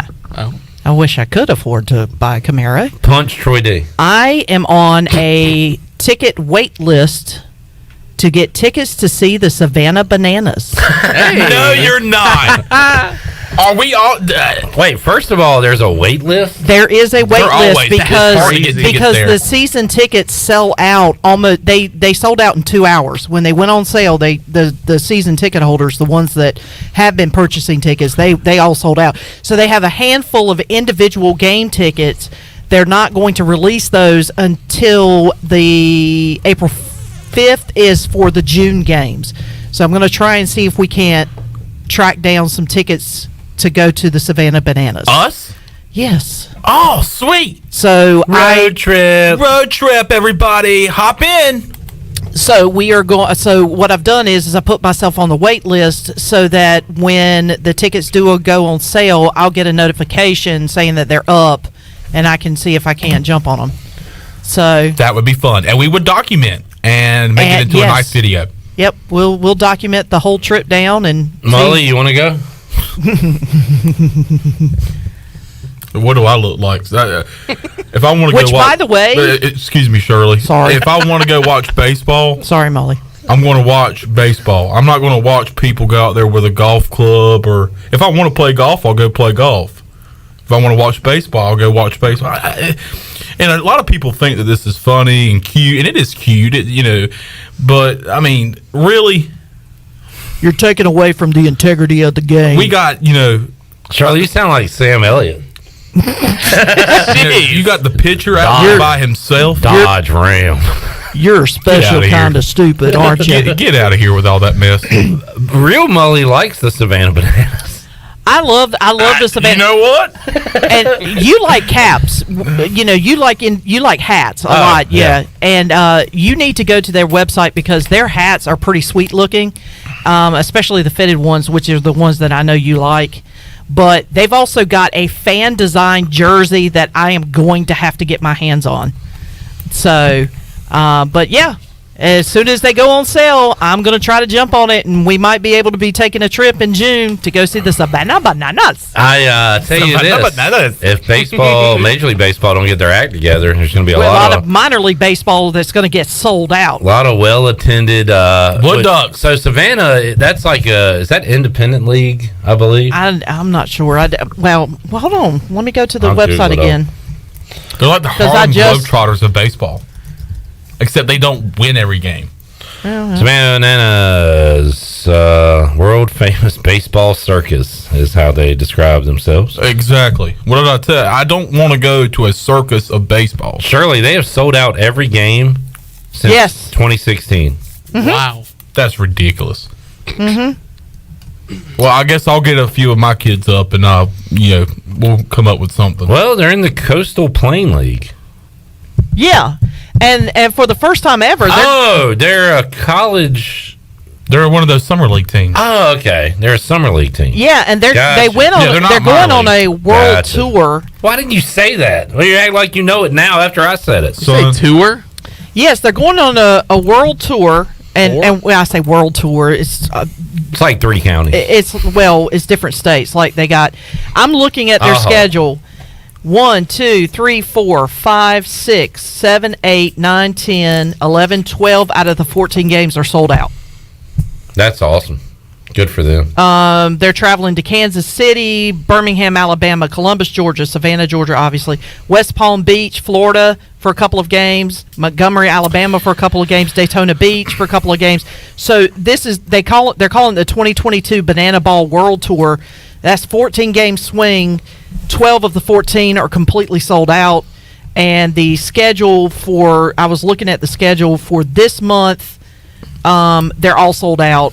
And the tickets for June will not be released until next month. Well, we talked about this before on the show and learned about it from Mike Mullis, the owner and the founder of the Savannah Bananas. Is just an absolute marketing genius. And, and does a great job of getting these fans out there to the ballpark. And then, obviously the players are able to deliver on the field too. So, yeah, I would definitely love to go to a game, but it's very hard to get your hands on tickets.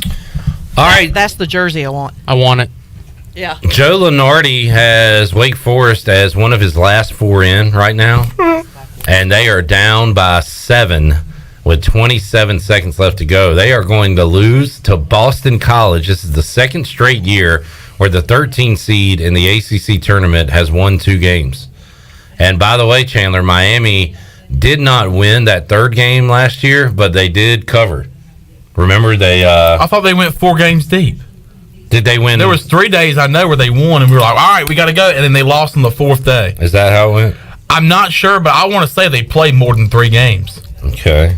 I thought it was 3. You might be right, done. but...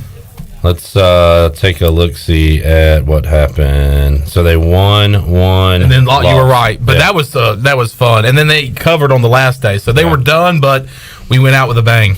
And right now, Wake Forest is they're going to lose. So Georgia Tech beat them to go to the championship game, and then they end up beating Virginia. And Georgia Tech was the ACC champions last year. So here's what we do tomorrow: we take BC plus BC plus the points. And then whoever they play tomorrow, we go ahead and take to win the championship. Is that Miami? Wait a minute. Are they the 4? Yes. Oh! Oh! Dude. So Miami plays Boston College tomorrow? I think so. Oh, my God. And that means they're going to win the championship. Don't say that. And you're going to be a rich man. Don't say that. Oh. Wow. Connecting dots here. All right, let's take a break. We'll come back. Hour 3, Pirate Radio Live will make you a winner. Open up the booty bag. And Bryce Williams will join us. Talk about all the NFL news going on. Spring ball beginning on Tuesday for ECU. Talk spring ball memories. And more college basketball. And it looks like that score has remained 3-2 in the ECU baseball game.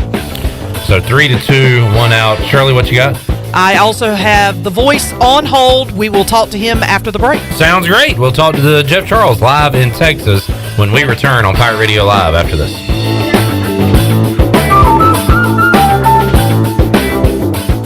Pirate Fest, presented by Sup Dogs and Suddenlink, offers 2 days of piractical tomfoolery, including 150 vendors, food trucks, art demos, BMX, mermaids, and of course, pirates. Join us Friday, April 8th for an evening of entertainment, food trucks, and vendors. On Saturday, April 9th, enjoy BMX performances, sword fighting, and black powder demonstrations, and more. Finish off the day with a concert on the town common. For more information, visit piratefestnc.com. It's going to be argsome.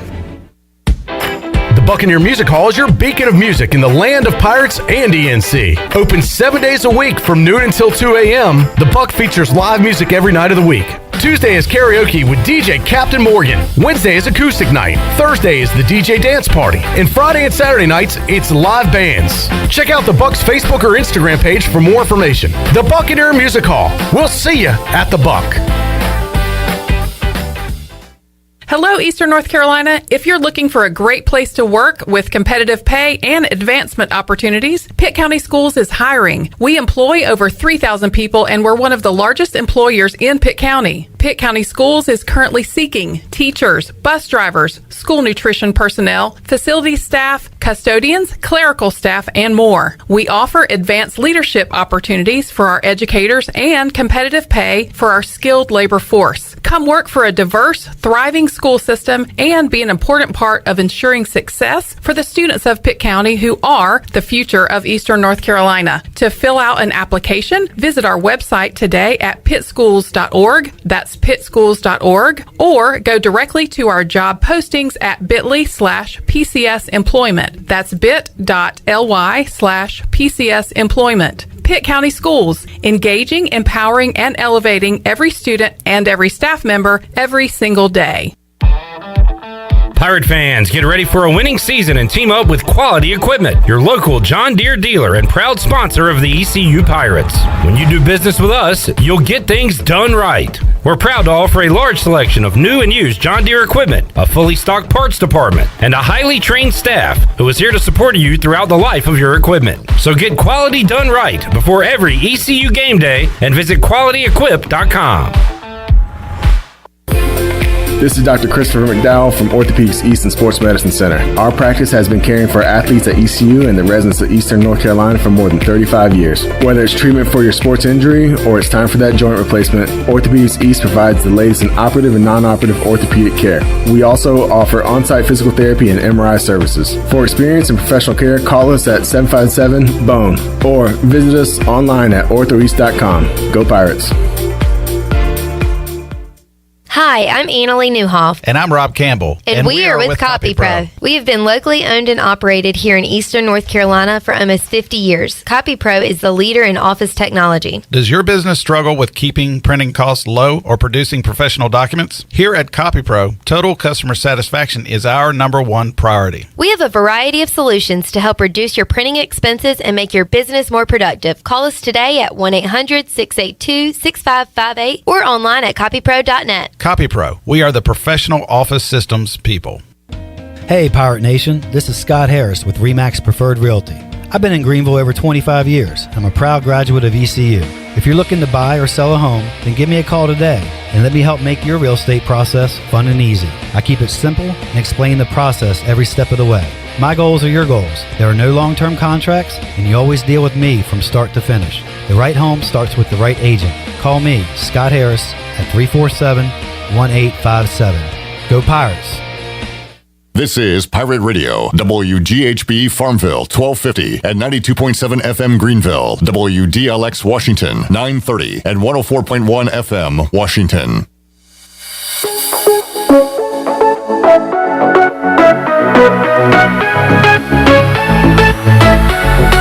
You're listening to Hour 3 of Pirate Radio Live. This hour of PRL is brought to you by Bud Light, reminding pirate fans to stay in the game and drink responsibly. Bud Light, the official beer of the ECU Pirates, and proudly distributed by Carolina Eagle Distributing since 1989. Now, back to the show. Welcome back. Live well, move more, and hurt less with Kinetic Physical Therapy. If you're recovering from an injury, getting back into sports, dealing with everyday pain or fatigue, then Kinetic Physical Therapy can help you get back on track and live well. Kinetic has nationally certified therapists for physical, occupational, speech, and massage therapy, all in a state-of-the-art facility on Arlington Boulevard in Greenville. Visit kineticptgreenville.com for more information. Now let's head back into PRL. Here is Clip Rock. All righty. Rolling 3 deep here in the studio. Got Chandler Honeycutt as our blocking tight end. Bryce Williams as our receiving tight end. Is that fair? Sure. We'll throw you the ball. Yeah, we'll give him a little dump pass. Yeah, look, hey, what I'll do is I'll block, shred. Exactly. Boom, right over the open. middle. I do have a scoreboard update on the Buccaneer Hall Music scoreboard. I always screw that up. The Buccaneer Music Hall scoreboard. The Hall of Bucks scoreboard music. Yes. What do you got? ECU up 5-2 now. Nice. Boom. In the top of the 7th. Jacob Jenkins Cowart. He's had a big day. Singled to right field. Lane Hoover scored. And that's it. JJC 2 for 4 on the day. Bryson Worrell also has 2 hits at the leadoff spot. Pirates leading Radford 5-2. We'll keep you updated on that one. And Wake Forest loses to Boston College, and now Wake is going to be a little nervous between now and Sunday because they were kind of on that last 4 in line, according to Joe Lenardi and the people that follow this. So they are right there on the bubble, and they'll be awaiting their fate coming up Sunday during the selection show. Let's talk Pirate basketball and more with the voice Jeff Charles as he joins us live from Texas, getting ready to call all the action on Thursday. Pirates and Cincinnati Bearcats going at us. Jeff, how is Fort Worth, Texas this time of year? Fort Worth, Texas is nice this time of year, Clip. It's about 60 degrees and nice and sunny. It was A little chilly when we got in here last night at 8 o'clock. It was about 42 degrees, but it's really nice there. I'm sorry I'm running a little bit late. By the way, you know how coaches are. Joe told me that practice would go an hour and 15 minutes today, and it went 2 hours and 15 minutes. And then by the time we left TCU and got through the Fort Worth traffic and got back to the hotel, it was about a 3-hour journey. So we're here now, and we're here to talk Pirate basketball with you, Cliff, and with everybody in the studio and all of our millions of listeners. Millions and millions, as The Rock would say. Jeff, I saw a tweet. You remember former Pirate big man Neil Punt from back in the day, played for Coach Dooley. His son, Caden Punt, a good basketball player. I saw Caden tweet out, thank you for letting us watch practice today, as Neil Punt's two sons were there watching practice. And I saw the purple seats back there, Jeff, and I remembered Coach Dooley saying earlier this week they were practicing at TCU's facilities. Is that right? That's exactly right. The Daniel Meyer Coliseum. I had not been in there in a number of years, Cliff, but when the Pirates were playing the Horned Frogs back in the Conference USA days, that's where East Carolina played a number of times. They have given a facelift. And also the football stadium, Amon Carter Stadium, is adjacent to the basketball arena. It's amazing what they've done to that football stadium. It's been totally refurbished, and it is really, really nice. That's what Big 12 money will do for you. When TCU joined the Big 12, obviously they were in a better financial situation. They put a lot of money into their facilities, and I spent some time today with Neil Punt. We had a really good time talking about the good old days when he played for East Carolina in 1996 to 2000, and Neil is living here now in Texas. He has 6 boys, by the way, and hopefully some future Pirates on the way. And you mentioned one of his sons is a really good player. He is a junior. He's ranked as the 85th best player in Texas, and that says a lot because this is a huge state with a lot of athletes. And he's about, I'm guessing, I saw him today, he's maybe about 6'7" or so. And then his brother was with him, and he's only a freshman. He's about 6'7" already as a freshman. So hopefully some more punts maybe will be on their way to ECU. That's awesome, Jeff. And I remember having Neil on the show a few years ago, and he kept saying, watch out for this Texas kid going to Greenville, Tristan Newton. He's kind of an unknown. He puts up a lot of points, and he dominates on the high school court out in El Paso, Texas. And sure enough, Jeff, that came to fruition because Tristan Newton today named second team all-conference. Great honor for the Pirate guard today. Oh, no doubt about that. So happy for Tristan and congratulated him at practice today. And he's had just a terrific year. I think you can make a strong case for him being a first team rather than a second team selection. But Tristan averaged 17.4 points per game this year. That's third best in the American. He was the best free throw shooter in the conference at 87%. He was sixth in the conference in field goal percentage at 43%. I mean, he really did it all for the Pirates this year. Cliff, he had 5 games of 27 or more points, and he had 9 games of 18 or more points. And he's had a terrific year. If there's been an Achilles heel to his game, he's turned the ball over too much, but he does have the ball in his hands a lot. But really happy for Tristan, and his parents will be here. They're making the trip from El Paso, which, by the way, from El Paso to Fort Worth is 9 hours, but they're making they're making the drive today, and they'll be here. And I know I've mentioned this on the network. I have not maybe mentioned it on your show, Clip, with you guys, but you know, Tristan's dad has one of the coolest first names I think I've ever heard. You know what Tristan's dad's name is? Let's hear it. Tristan's dad's name is Montreal. Montreal. All right. Montreal Newton. I can't say I've ever heard that as a first name. I have not either, but he's a really good guy, and he's spent his entire career in the military. That's why Tristan is from El Paso. You know, there's a large military base there, and his dad has been in the military for years, and his mom is not in the military, but she has a military-related job. And so Mr. and Mrs. Newton will be at the game tomorrow. Awesome stuff, and hopefully he's got another big scoring day in him. I tell you, Vance Jackson has had big scoring days against the Cincinnati Bearcats team, Jeff, and we'll see what he can do the third time around. He has had some phenomenal performances against Cincinnati on the road. Pirates got down by a lot, came back in that game, made it tight at the end, and then, of course, here at home, he had a free throw to give ECU a lead with seconds left to go in that game, and Cincinnati able to win it on a follow. So this is a team they've played well against this year, Jeff, and hopefully Vance and the crew have another good performance in them and can get a win this time. Yeah, what's really interesting in the game, too, tomorrow is kind of a game within the game, Clip, because Vance matches up with Jeremiah Davenport at Cincinnati, and that is a terrific matchup of a couple of the best forwards in the American Athletic Conference, and those guys really go at each other. It's a lot of fun to watch, and Vance burned him, as you know, in Cincinnati for 35 points, and then had another 25-point performance against Cincinnati, and Jeremiah Davenport's had good games against ECU down through the years. So you've got a couple of guys who really go at it. You've got both of them who have numbers to be all-conference players. I was a little bit surprised Davenport maybe didn't make the third team because he's had a really good year, and Vance had numbers to make, the third team as well. But you can't put everybody on the all-conference team, and those guys didn't quite make it. But they're two of the premier players in this league, and it's always fun to watch them go at each other. Jeff, and you never know how a team's feeling going into a game, but you've been around the team today. I mean, does it look like a team that's ready to win a game tomorrow, try to make a run here in this tournament? How's everybody's spirits as they are a day out from playing in the game tomorrow? I think they're really good. This has been such a good group to be around all year, Cliff. I mean, I've not always been able to say that, but I really like these guys. They're very polite. They're very respectful. They're quiet on the road. And I was just with them 5 minutes ago, literally, before I picked up the phone to speak with you. We all came up together in the elevator, and they all seemed to get along really well together. They were kind of cracking on each other a little bit, coming back on the bus, but in a very respectful way. I think they really do like each other.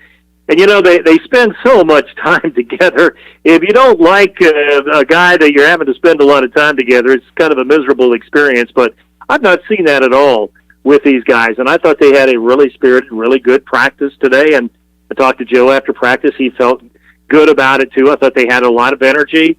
Thought they were very attentive. At the end of the practice, they go over the scouting report, and Joe quizzes each one of the guys as to where they're supposed to be on the floor, and they go over every Cincinnati player and his strengths and weaknesses and how you have to defend them. And I just thought it was a really good practice today. Cincinnati, by the way, they were at TCU as well. We didn't quite run into them, but TCU has a practice facility, just like ECU has the practice facility in the arena. We were actually in the main arena, and Cincinnati was in the back area in the practice facility working out as well. So it's been fun walking around. I got a chance to walk around downtown Fort Worth this morning. I'm not very familiar at all with this city because when the Pirates have come in here before to play football or basketball, the campus is actually about 15 minutes outside the city. So we really have never been downtown here too much, but it's a really, really nice downtown. Had a chance to walk around this morning, and a lot of the teams are staying in our hotel. We're staying at the Renaissance Hotel. I know I've run into Wichita State's here, and Memphis is here, and Temple is here, so a number of the schools are here. And downtown in Fort Worth on the light poles, they have the banners of all the schools. So even though it is a big city, and by the way, Cliff, I didn't realize this until I did a little research this morning, Fort Worth is the 13th largest city in America. I think that would really stun some people, and it has doubled in population in the last 20 years. So this is a big, big city, and sometimes a college basketball tournament, I think, can get lost in a city this size, a market this size. But there is some visible signs of the AAC tournament being here. And in fact, as I'm looking at my hotel room right now, I'm looking at one of the street lamps, and they've got all the banners up of all the teams. So I think the city is trying to do some things to promote the tournament. Jeff Charles joining us, East Carolina, taking on Cincinnati 1 Eastern coming up Thursday, live from Dickies Arena. And Jeff, today, Chandler and I have been watching college basketball all day, and we've been watching some former Pirates. Charles Coleman had the best game of his college career earlier today. Unfortunately for him, St. Joe's lost. But how about Charles Coleman, a career high 18 points, Jeff. He had 4 3-pointers. He had 11 rebounds. He did all he could. But St. Joe's lost earlier today in the A-10 tournament. And now the second game of the A-10 tournament, former Pirate guard Jeremy Shepard has 10 points and 6 assists for Rhode Island. Right now, Rhodey with a 68-64 lead over Duquesne in round 1 of the A-10 championship. So we've watched a handful of games today, Jeff, and a couple of those have involved former Pirates. Well, I'm happy for Charles Coleman. You're right. That's the game of his life because he did not have really good stats and was not getting a whole lot of playing time this year at St. Joe's. So the light bulb must have come on, at least for him today. And he's a nice kid. I'm happy to hear that for him. The more ex-Pirates and where they are now, Clip, as we know, just a few days ago, Jaden Gardner was named third-team All-ACC at Virginia, and Jaden's had a really good year, right at 15 points and 8 rebounds. And then how about Deshaun Wade, who is going to the NCAA tournament, and he's at Longwood. And oh, wow. Longwood's going to the big dance for the very first time. And Deshaun's had a really good year as a guard at Longwood. He's averaged about 12 points a game. So he gets a chance to experience the NCAA tournament. So we're happy for him. And Noah Farrakhan, 17 points per game at Eastern Michigan. He's had a really good year this year. And Tay Hardy had a really good year at Southern Miss. So, yeah, there's a bunch of Pirates out there, a bunch of nice kids doing good things at other schools. Good stuff. Jeff Charles joining us today on the Pirate Radio Live Line. Jeff, I'll let you run. Before we do, let's go ahead and get Bryce Williams' prediction for East Carolina, Cincinnati. 1 o'clock tomorrow, Bryce. Pirates lost, I think, by 7 at their place, and then lost on a last-second shot here at home by 1 to Cincinnati. Cincinnati, a 5-point favorite tomorrow, Bryce. So how you feeling about the Pirates' chances? I think it's my first prediction on a basketball game. So it's really got... And I'm really only asking you because you've never picked against East Carolina in anything. I really haven't. Golly, you put me in the spotlight here. Heck, I'm going Pirates. Got to. Going ECU point-wise? God, yeah. What's at least been our average points? Well, can I at least know? Let's try to get to, if we get to 70, that'd be good.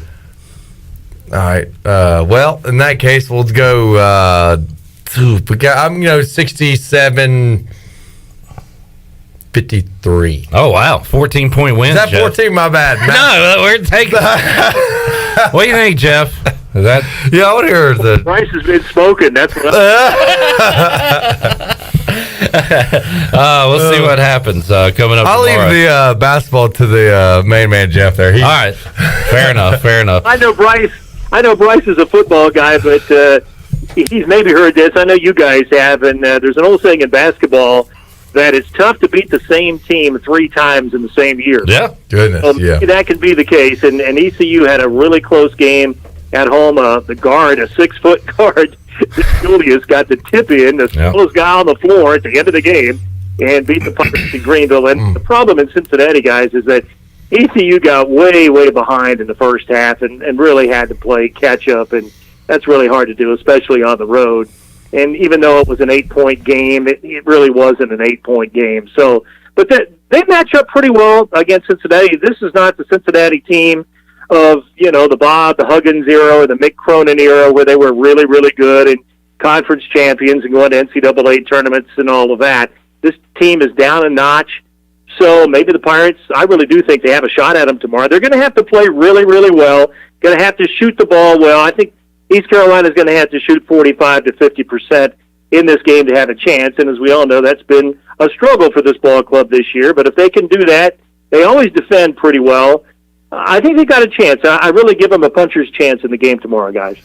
All right, Jeff Charles will be on the call with Coach Michael Perry coming up on Thursday. Jeff, thanks for joining us. If the Pirates win and move on, we'll try to track you down tomorrow afternoon if we can on the show. So hopefully the Pirates can get a W and you can extend your stay down there in Texas. Well, I hope so. Nothing would please me more, Cliff, and I'd be more than happy to join you guys tomorrow. Sounds good. Thank you, voice. Okay, thank you, guys. All right, there is Jeff Charles joining us today. East Carolina taking on Cincinnati on Thursday. Just got a text from our buddy Stephen Igo, who says, "Screw you." Well, what did I do this time? Well, actually, I did do this. Remember earlier I said how this baseball game was just flying by? He said the seventh inning has taken at least 40 minutes. So things have grinded to a halt after I said the game was going fast. Way to go. It happens every time. My bad. It's not like he's at the game. What does he care? Oh, I thought it was at the game. No. Oh, well, you know. Complaining to complain. You know people like that, Bryce? Yeah, I know plenty of them. Jeez. Top of the eighth, Pirates lead at 5-2 over Radford. We have a This Is March moment. Buzzer beater? A buzzer beater. Stanford was down 12 points with 5 minutes to go against Arizona State, and they hit one at the buzzer. Off the bank is open, by the way. Yeah. They banked it in for the win. Well, it's West Coast time, so it's not 5 o'clock there yet. Yeah. So the bank's open. Bank is open. Yeah. And Stanford to register that one. Stanford gets by Arizona State. Folks, this is March. Thank you, Chandler Honeycutt, for that update on the Buccaneer Music Hall scoreboard presented by Da Buck. Da Buck. March also means NFL news, because NFL news happens every minute of every hour of every day of every month.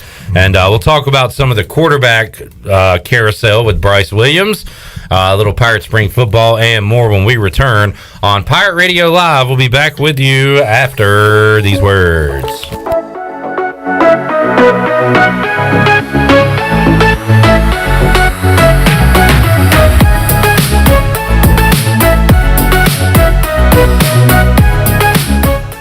What's the big deal? Where can you get pizza, bread twists, specialty chicken, and more for just $5.99 each? Is it at Domino's? He hands off hand-tossed pizza and the marble cookie brownie. He's going! There's a lot of variety on the radio and at Domino's too, where you can Mix and match 2 or more. $5.99 each at Domino's. 2-item minimum. Pan pizza, bone-in wings, and bread bowls will be extra. Ask for this limited time offer. Prices, participation, delivery area, and charges may vary. I can't think of anyone who doesn't love a clean car, but how often do you actually go to the car wash? Does it take too long, or maybe it's just not a very nice place? Tommy's Express changes everything. Our wash is bright, inviting, clean, and fast. I love the flat conveyor belt. So easy to pull onto, much smoother ride, and safer for my car. And when you join Tommy Club, you can wash as often as you like for one low monthly price. I save money and time. We're Tommy's Express. At the corner of Greenville Boulevard and Red Banks Road, Greenville. You know what happens when you mess with a 125-year-old legend? You get Topo Chico Hard Seltzer. Inspired by the legendary taste of Topo Chico mineral water and crafted with unique flavors like strawberry guava, tangy lemon lime, tropical mango, and exotic pineapple for a crisp, refreshing finish. Topo Chico Hard Seltzer is a game changer. New Topo Chico Hard Seltzer. Legends never stop refreshing. TC Hard Seltzer Company, Tempe, Arizona, Auburndale, Florida. Celebrate responsibly. We have some exciting news at Angel Oak Home Loans. This is Talbot Green, and I would like to introduce you to the newest member of our team, Braxton Green. I've known Braxton his entire life because he's my nephew. He is also a recent ECU graduate and has lived in Eastern North Carolina his entire life. This is Braxton Green, and I'm looking forward to working with you with your next home loan or refinance. Give us a call at Angel Oak Home Loans today at 751-2060. NMLS 1719250, Equal Housing Lender. There's no better time to drive away with a quality pre-owned car, truck, or SUV from Greenville Auto World. Greenville Auto World is your authorized rough country dealer. We specialize in lift and leveling kits along with custom wheel packages. Whether you're looking for ground clearance or enhancing the appearance of your vehicle, trust our team for your off-road experience. Greenville Auto World, 3840 South Charles Boulevard across from Hardee's at Bell's Fork, or online at greenvilleautoworld.net.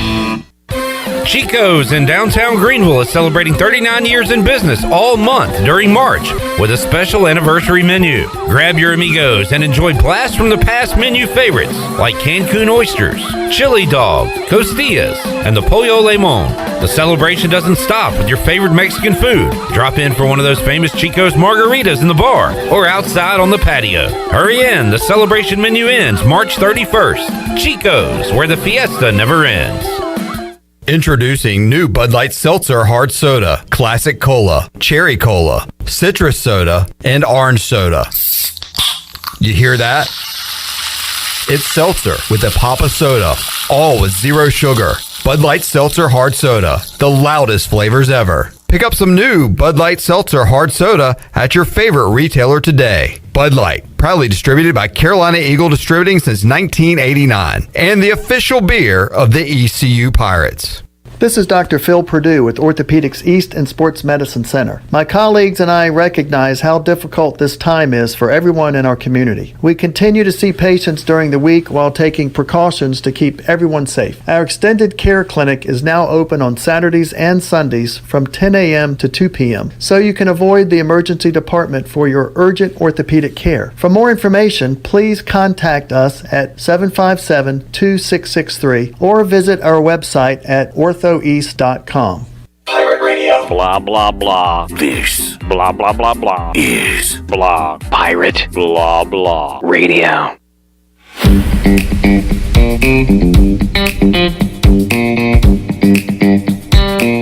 You're listening to Hour 3 of Pirate Radio Live. This hour of PRL is brought to you by Bud Light, reminding pirate fans to stay in the game and drink responsibly.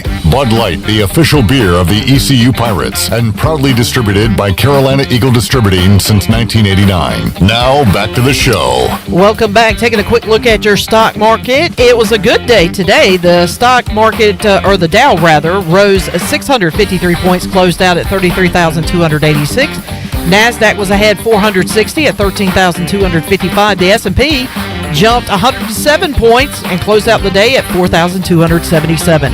That's your Wells Fargo Advisors Financial Report. For a personal look into investing, call Wells Fargo Advisors today at 756-6900 in Greenville. Wells Fargo Advisors LLC, member SIPC. Now let's head back in to Pirate Radio Live. Here is your host, Clip Barak. That's a good I like it. Back with you here on Pirate Radio Live on a Wednesday. Clip Rock, Bryce Williams, Chandler Honeycutt, CJ Schaefer, Shirley Rhodes, all packed in the Pirate Radio studios on a fun March Madness Wednesday. Also ECU baseball going on, and the Pirates leading Radford 5-2 in the top of the 8th inning.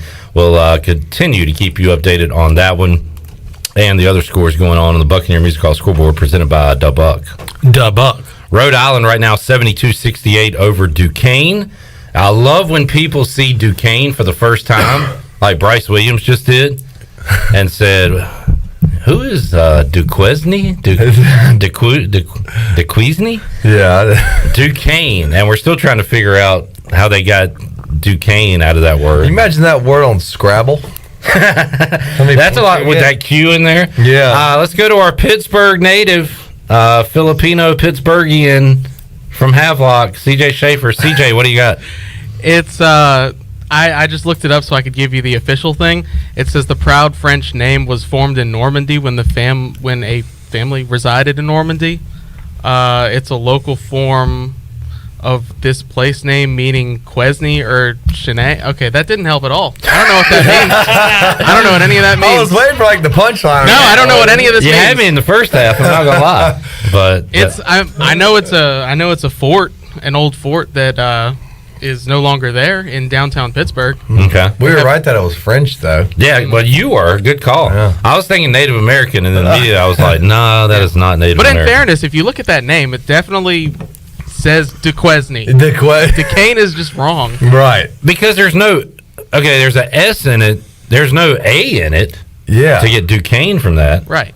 K. I guess it's they're using the QUE like queso. Hey, look at you. You should be a what do they call those people that study the language and words? Yeah. One of them smart folks.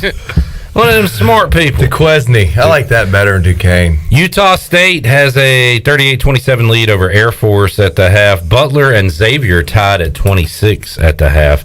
Bryce, you don't pronounce the X in Xavier, and I struggle with that sometimes. Xavier. It's just Xavier. Yeah, see. And sometimes I use the X. So Xavier. So why is X-ray? The X silent. It could just be a. Well, that's more of a interrogation with Bryce. Well, X-ray. It's like a letter and a ray. That's not true. really a word. X-ray. Yeah. Bryce, I have something to ask you, and I'm glad you reminded me because I would have forgot for the second straight week. I know. You have actually done something we haven't done, and that's seen East Carolina work out this off season. So you were over there a couple weeks ago. First of all, tell us what you saw out there. Well, I guess it was called their we'll just say winter workouts. I can't remember if I can say that word that we used, the HE double hockey stick week. Hell week. Oh, yeah. It was called our hell week. And I was like, well, heck, obviously I was sitting here when I texted Coach Tripp to go out there. So I was like, sure. So I went out there that Friday. And, man, it was cool to be out there again, just seeing the guys out there competing. They were doing a bunch of drills and stuff like that. A few of the guys, it's funny, I've been around a few times, and like some people don't remember, but some of the coaches were like, yeah, they think you're like like, dang, who is that guy? We need him on the team. Are we recruiting him? I know they thought I was some like recruit or something, which is pretty funny. But it was fun. It was, of course, was walking around to all the different drills and stuff, and Coach Weaver had a cool drill with like the cones and stuff, and I always liked it when the guys would sort of mess up. Watching it, they were like, oh, no, like even like the small had the wrong foot up or whatever it was, up downs, and they'd go, do up downs and things like that. And of course, how did they do the other one thing? They're like almost like a finished thing. And of course, I got next. I saw Shane, was talking to him, and during their like kind of whatever up down thing, I was standing next to him. I said, I was like, this ain't nothing. Come on. He's just popping right back up. Nice. Just chatting with him.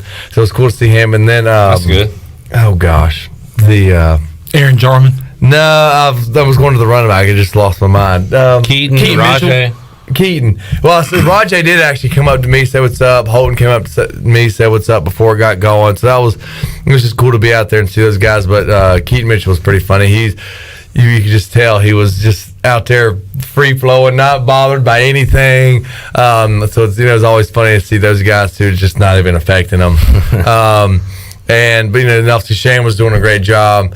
And then they did like their tire fight thing, and I couldn't record any of it or whatever, but it was cool to see. We didn't do any we did like some tug of war drill stuff, but they did like a tire where you grab a tire and pretty much tried to yank it out of the other guy's hands. And I remember you saying a couple weeks ago, Bryce, you wish y'all would have done more of the competition style stuff. Like competition stuff. Yeah, that would have been cool to do that. But to see these guys do the tire pull, and the thing is, it's not at the beginning. It's at the end. So they're already been through. They've already done up downs. They've done all this, and then they do a tire pull. They pick a select few, and it's cool to see the fight those guys had. And they definitely. They had to fight it, and whoever lost didn't, give up easily. The guys getting dragged through the line, but still, it was cool, great atmosphere to be out there and, see the competition. And, I'm glad Coach Houston let me go out there and check it out. So it was a good time. You mentioned that you saw Keaton Mitchell. I saw a video that ECU football had put it out on their social media platforms of Keaton showing a great example of leadership, doing some up downs and with the players and stuff like that. Yeah, so who were some of those leaders that you saw out there? I know Keaton Mitchell was one. Of course, I don't know familiar with all the names, but there was at least a few guys that would be offense, defense. They'd be doing up downs, and like each up down they do, they just do a quick, just a little quick, dap, little dap and stuff in between each up down. So that was cool to see, that encouragement, from both sides of the ball during something that's obviously not that fun. So it was good to see, the guys with that camaraderie, I guess you could say. So when the workouts first started, I saw the term mat drills. For people that don't know, what is a mat drill? What is that? We had mat drills in Marshall. I guess it's honestly, and that was actually in a gym during all of it, and it was pretty much the same stuff, but gym's more stuffy and all that. And I guess you would also just say it's more different term of your hell week with nonstop football drills and competition things, and just to push mental toughness really is what it's about. We see that with ECU baseball in the off season. They do the mission week, which is basically hell on earth for those athletes. Right. So I guess that you can compare mat drills to that. Right. Most definitely. Because I didn't see any mats out there, so I don't know where they get that term, but they definitely like to use it. And according to Bryce, things are going to ease off a bit because spring ball starts Tuesday, and you said, Bryce, you remember that kind of being it's probably nothing's ever easy, right. But like one of the easiest parts of the calendar. Oh yeah, spring ball is you've been through the winter, the grind of the winter, and you got your winter workouts, and you haven't done any football stuff. I think the guys are actually able to do walkthroughs and things, but you actually get to touch a football. That's good. Yeah, they actually get to touch a football now, like during walkthroughs, and not a towel. So that was cool. Yeah. Talking to Coach Harold about that. But yeah, spring ball. The weather's starting to warm up. You're pretty. Obviously your weekends aren't off, but you have your scrimmages, and scrimmages are always, super fun, especially when it's finally like the full go scrimmages, and then you got the rest of the weekend off to do whatever, and it's just a fun time. Practices aren't as strenuous or stressful. It's kind of like, look, let's just hone in and perform good, and don't have to worry about a game. It's just a good time. I really enjoy spring ball. When we talk about practice and how much tackling goes on and the physicality of practice, we always focus on the defensive side, not really the offensive side. It's more about, they missed a tackle because they hadn't practiced and they hadn't practiced tackling. But how about taking a hit on the offensive side? How physical is it for receivers, say in the spring? Yeah, for us, yeah. The big thing about the spring, man, it's one thing to follow up. Spring's definitely a good time to. That's where I was able to perform. That kind of gives the coaches an idea as the fall comes for training camp. Okay, who's going to stand where, and of course you have to obtain that confidence in the coaches throughout training camp. But springtime is a big deal for guys who are trying to make a name for themselves, especially when they get opportunities. And if it's not much, then you make the most of it. Yeah. So it's a very exciting time for for guys who are trying to make it, and like I was, trying to prove myself. And unfortunately, I had a very good spring after that first season. And then as far as taking hits and stuff, I don't know. I never felt affected like not being tackled or thudded, nothing. Right. Didn't feel like, oh man. I guess it's more about ball security. Yeah, I think it's definitely, the defense guys would always try and hit the ball. There was never just like a tap. You would get some kind of action towards the ball, right, or contact on the ball, which, because I could see where if that wasn't happening, you'd get just a slight bit lackadaisical and not really, be honing in on it. But I think it's definitely bigger on, me personally, I think a defense to have some kind of physical, contact, somewhere without the spring, so the guys can still get used to, the muscle memory of a tackle and getting your angles right and everything like that. Is definitely, I'd say, more important definitely on the defense rather than offense. But of course, offensive linemen and stuff, you constantly want that muscle memory and technique, honestly, throughout spring ball and training camp and all that. Bryce Williams joining us. We'll talk a little more football. We got to go Pirate Radio outdoors, and we got to make somebody a winner, Shirley Rose. Let's do that right now. Booty, booty, booty, booty, booty everywhere. Booty, booty, booty, booty, booty everywhere. All right, 317-1250. Shirley, what are we giving away on this Winner's Day? Oh, how about lunch for two at Tiebreakers? Lunch for two at Tiebreakers. The Breaker. A lot of great food options at the Breaker. What call are you looking for? I'm going to let's go caller 12. Caller 12, 317-1250. More with Bryce Williams when we return after this. Come celebrate Daylight Savings Time, St. Patrick's Day, and the arrival of spring with the ultimate Bon Jovi tribute band, Slippery When Wet. It's my life, it's now or never. Performing for one night only at the State Theater in Greenville, Saturday, March 19th. Advance tickets just $10, 14 at the door, with balcony seating $20 in advance and $25 the day of. Get tickets at statetheaternc.com. Slippery When Wet, Saturday, March 19th in Greenville. $10 advance tickets at statetheaternc.com. Grow Rug 26 is coming to Greenville March 25th through the 27th. This is DJ Fossil from F3 ENC, inviting all men to sign up now for this leadership training event. The Grow Rug training events are designed to help men become high-impact men by reinforcing the F3 mission of invigoration of male community leadership. To register or to learn more, please visit f3enc.com. That's f3enc.com. Remember, you don't have to be great to get started, but you've got to get started if you want to be great. Hey Pirate fans, Derek Pizzeni from Carolina Wealth Management. Are you a fiduciary? That's a question every investor should ask their advisor. A fiduciary is an individual who acts in the best interest of a particular person or beneficiary. Is your advisor a fiduciary? You should know it's your money. At Carolina Wealth Management, we do things differently from other investment firms. To learn more about the benefits of working with a fiduciary advisor, visit mycarolinawealth.com. That's mycarolinawealth.com. The Rick House is Eastern North Carolina's premier American-style restaurant and bourbon bar with daily specials. And here's the lineup. Mondays feature $7 margaritas and half-price appetizers. Tuesday is stuffed seafood night. Wednesday is date night. Thursday is roasted smoked lamb chop night. Fridays is prime rib night. And Saturday is Italian night and is also Fred and Wilma night with our 36-ounce bone-in tomahawk steak just like the Flintstones. And on Sunday, it's our legendary brunch from 10 to 2. The Rick House, American Provisions and Spirits, 710 Red Banks Road beside the bowling alley in Greenville. When I need jeans, I order online because I know exactly what I want. They have just one moving part, and if there's something wrong, I exchange them. Buying a vehicle, especially pre-owned, is way different. Lots of moving parts. You don't want to get stuck. For a worry-free purchase, visit Phelps Chevrolet. We've been here in town a very long time. You know us. You know we stand behind everything we sell. Phelps Chevrolet in Greenville. Come get you one. Warren's Hot Dog Pizza, homemade lemonade. Hey Pirate Nation, Warren's now has 2 locations. In Greenville across from Ron Ayers Motorsports and the Chocowinity location next to the fire department. Stop in today for hot dogs, pizza, subs, apple and peach turnovers, homemade lemonade, and breakfast in Chocowinity featuring homemade cheese, ham and chicken biscuits, plus sausage dogs and more. Warren's Hot Dogs. Want some? Get some. Go Pirates.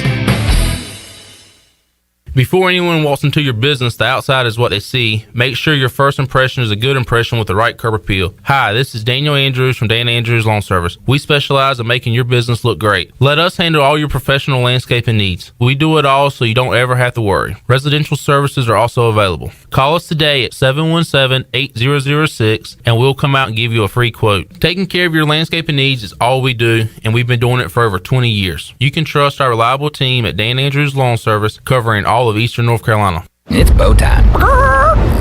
Ever taste something so good you just get hooked? Like the Bo Jangler, the only fish sandwich splashed with Bo's famous seasoning. So we're having a fish fry, Bo Jangle style, spicing up premium fish fillets with the good stuff and slathering them with melty cheese and tangy tartar sauce to hook your taste buds with just one bite. Reel in a Bojangler today, only at Bojangles. It's bow time. This is Tim Doust, ECU Football Special Teams Coordinator, and you're listening to Pirate Radio, the voice of Pirate Nation.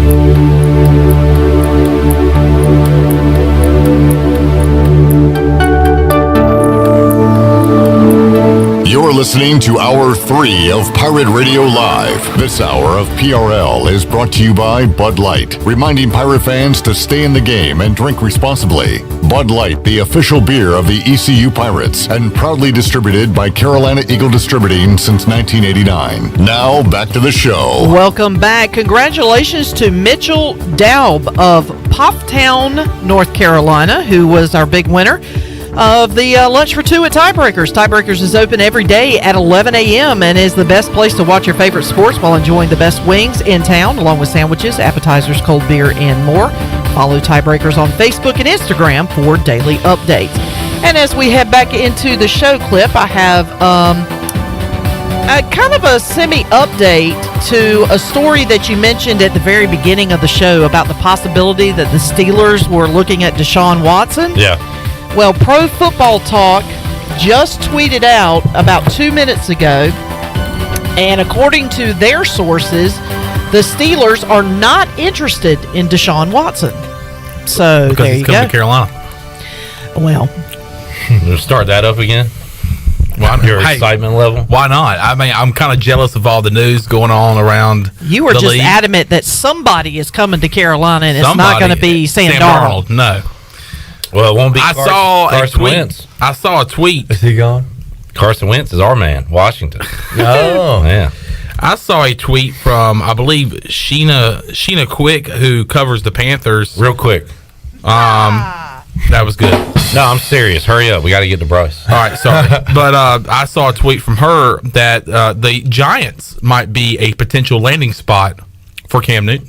There's a lot of Giants Mitchell Trubisky talk going on as well. I believe they hired somebody from Buffalo, so could be a connection there. The ball. This quarterback stuff is nuts. Like, is everybody just going to change teams? I know. I guess that's the way it's going. CJ, glad you didn't get your hopes up about Deshaun Watson. That's good. Correct. Yeah, so good for you. I believe it when I see it. That's how you need to react to everything. Question for Bryce. Kenny says, will Slim 80 be attending this year's Strut Masters in Farmville? Possibly. I would like to remember it going on now. It was a big deal. I'm going to try and do that. Now, I hope I can kill a turkey and bring one there, but maybe at least just go. Yeah. And for the entertainment. And quick trivia for Bryce. So Redbeard's helping you out with what you can say and not say on the air. He said you can say hell, but you can't say that like someone did earlier this week. So earlier this week on the show, yesterday, we had, I'm going to tell you who was all here with a microphone, and you guess who said that word on the air. So it was what day was this? This was yesterday? Yesterday. This was me. Tuesday. Mike Mullis was here. Troy D. Ellerby. Chandler, Shirley. Those are your options. I don't think Mike would have said it. Okay. I know. Part of me, I feel like I don't see Ellerby much in here, so maybe he's lost his, radio. He forgets. So he's also a jerk. Awareness. He's also a jerk. His awareness. He's a notorious jerk, according to someone. Gosh, that's tough. Part of me wants to either go Tordy or Ellerby. CJ would have said it. I think Shirley's pretty tight on the tongue. She knows what to say. Mm-hmm. Tight on the tongue. I'm gonna go. Ellerby. That's a new one. Tight on the tongue. Yeah. I've never heard that. That came off the cuff, by the way. Well done. Thank you. Hey, because when you got the right tools, when you got the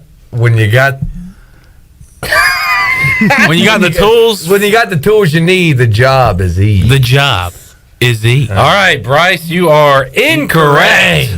The person who said that word, a-hole, yesterday on the show was Chandler Honeycutt, and he said it with authority. With utmost it wasn't confidence. like just a slip, Hey, look, you got to have confidence in everything you do. That's why I'm going to say it again. Look, it's one of those situations that if you're going to go down, let's just go down in a blaze of glory. Don't pea-foot around, right? So he didn't. At least my hiccup was just fluid and didn't think about it. That's how it was with me, though. I thought you said it like you had paused and said it. Oh, no. It was like just regular conversation, kind of like yours. It was? Yeah.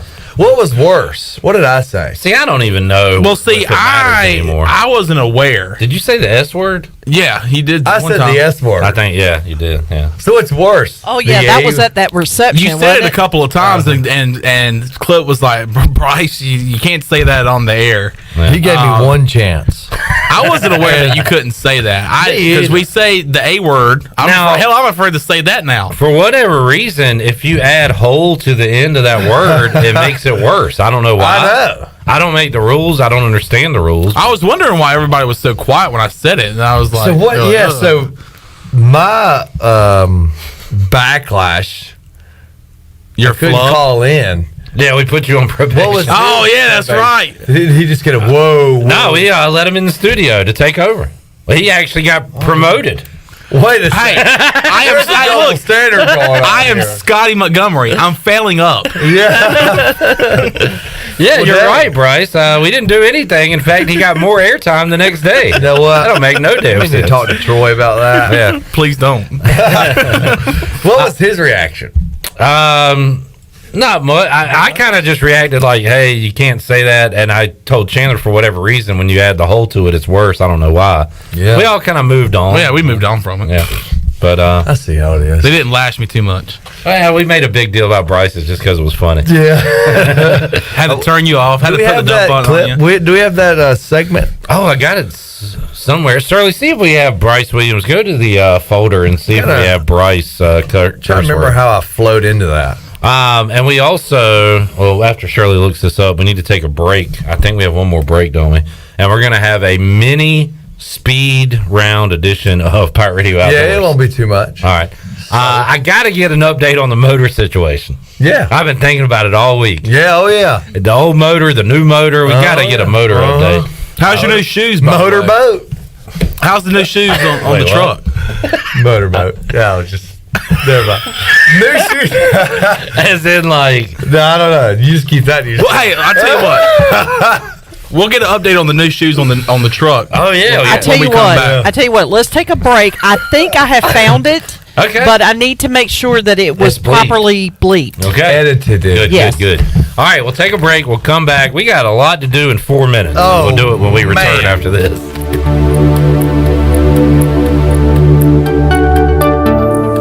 In studio with Jeff Stein from Brown & Wood. What's new, Jeff? You know, everybody's thinking we're having some inventory issues in the car business, which some of it's true. But the good news is, you know, we're getting vehicles from the factory every single week. So what the customer can do is come in, get an appraisal on their trade-in if they have one. They can pick a vehicle that's incoming and actually kind of build it how they want. And then when it gets here in the next 6 to 8 weeks, they're actually taking delivery of a new vehicle. Brown & Wood, your #1 dealership in Greenville and the home of the lifetime powertrain warranty.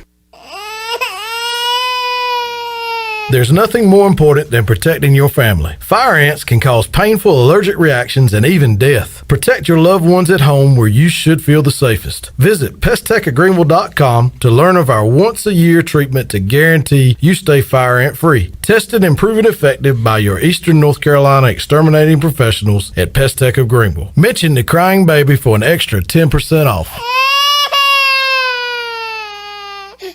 The Special Olympics USA Games is my time to shine.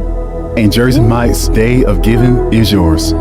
Grab a sub on Wednesday, March 30th, and all sales will be donated to the Games. Jersey Mike's, be a sub above. The Special Olympics USA Games is my time to shine. And Jersey Mike's Day of Giving is yours. Grab a sub on Wednesday, March 30th, and all sales will be donated to the Games. Jersey Mike's, be a sub above.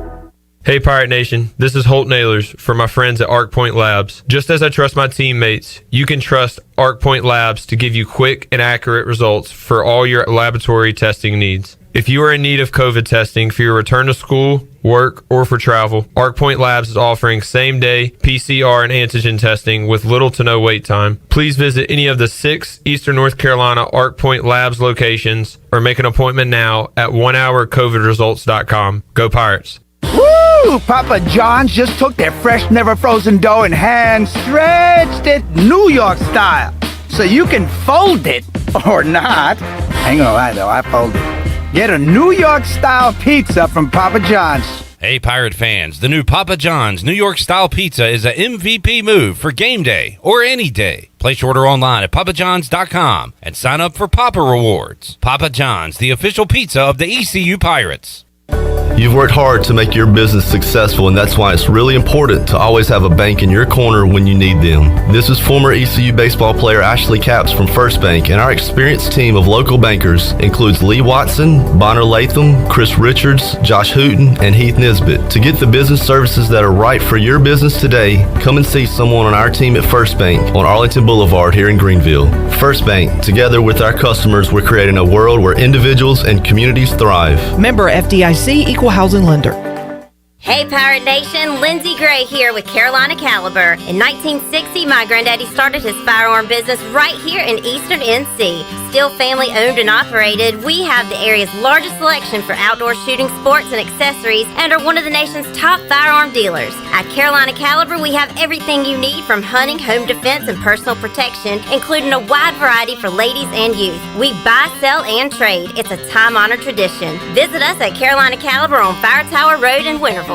Although innovative new resources such as digital media and social networks have grown in popularity, smart marketers recognize that printing is a mainstay. We live in an age of computer hacking, scams, and fly-by-night businesses, so it's reassuring to consumers when they receive printed marketing pieces. It exemplifies business confidence and conveys a high level of commitment. It also fosters trust, which leads to engagement and ultimately brand loyalty. When you're ready to grow your business, come to PIP, where business goes to grow. Pirate Radio. We're going to be bigger, faster, stronger, and older. That's always a good combination. The voice of the Pirate Nation.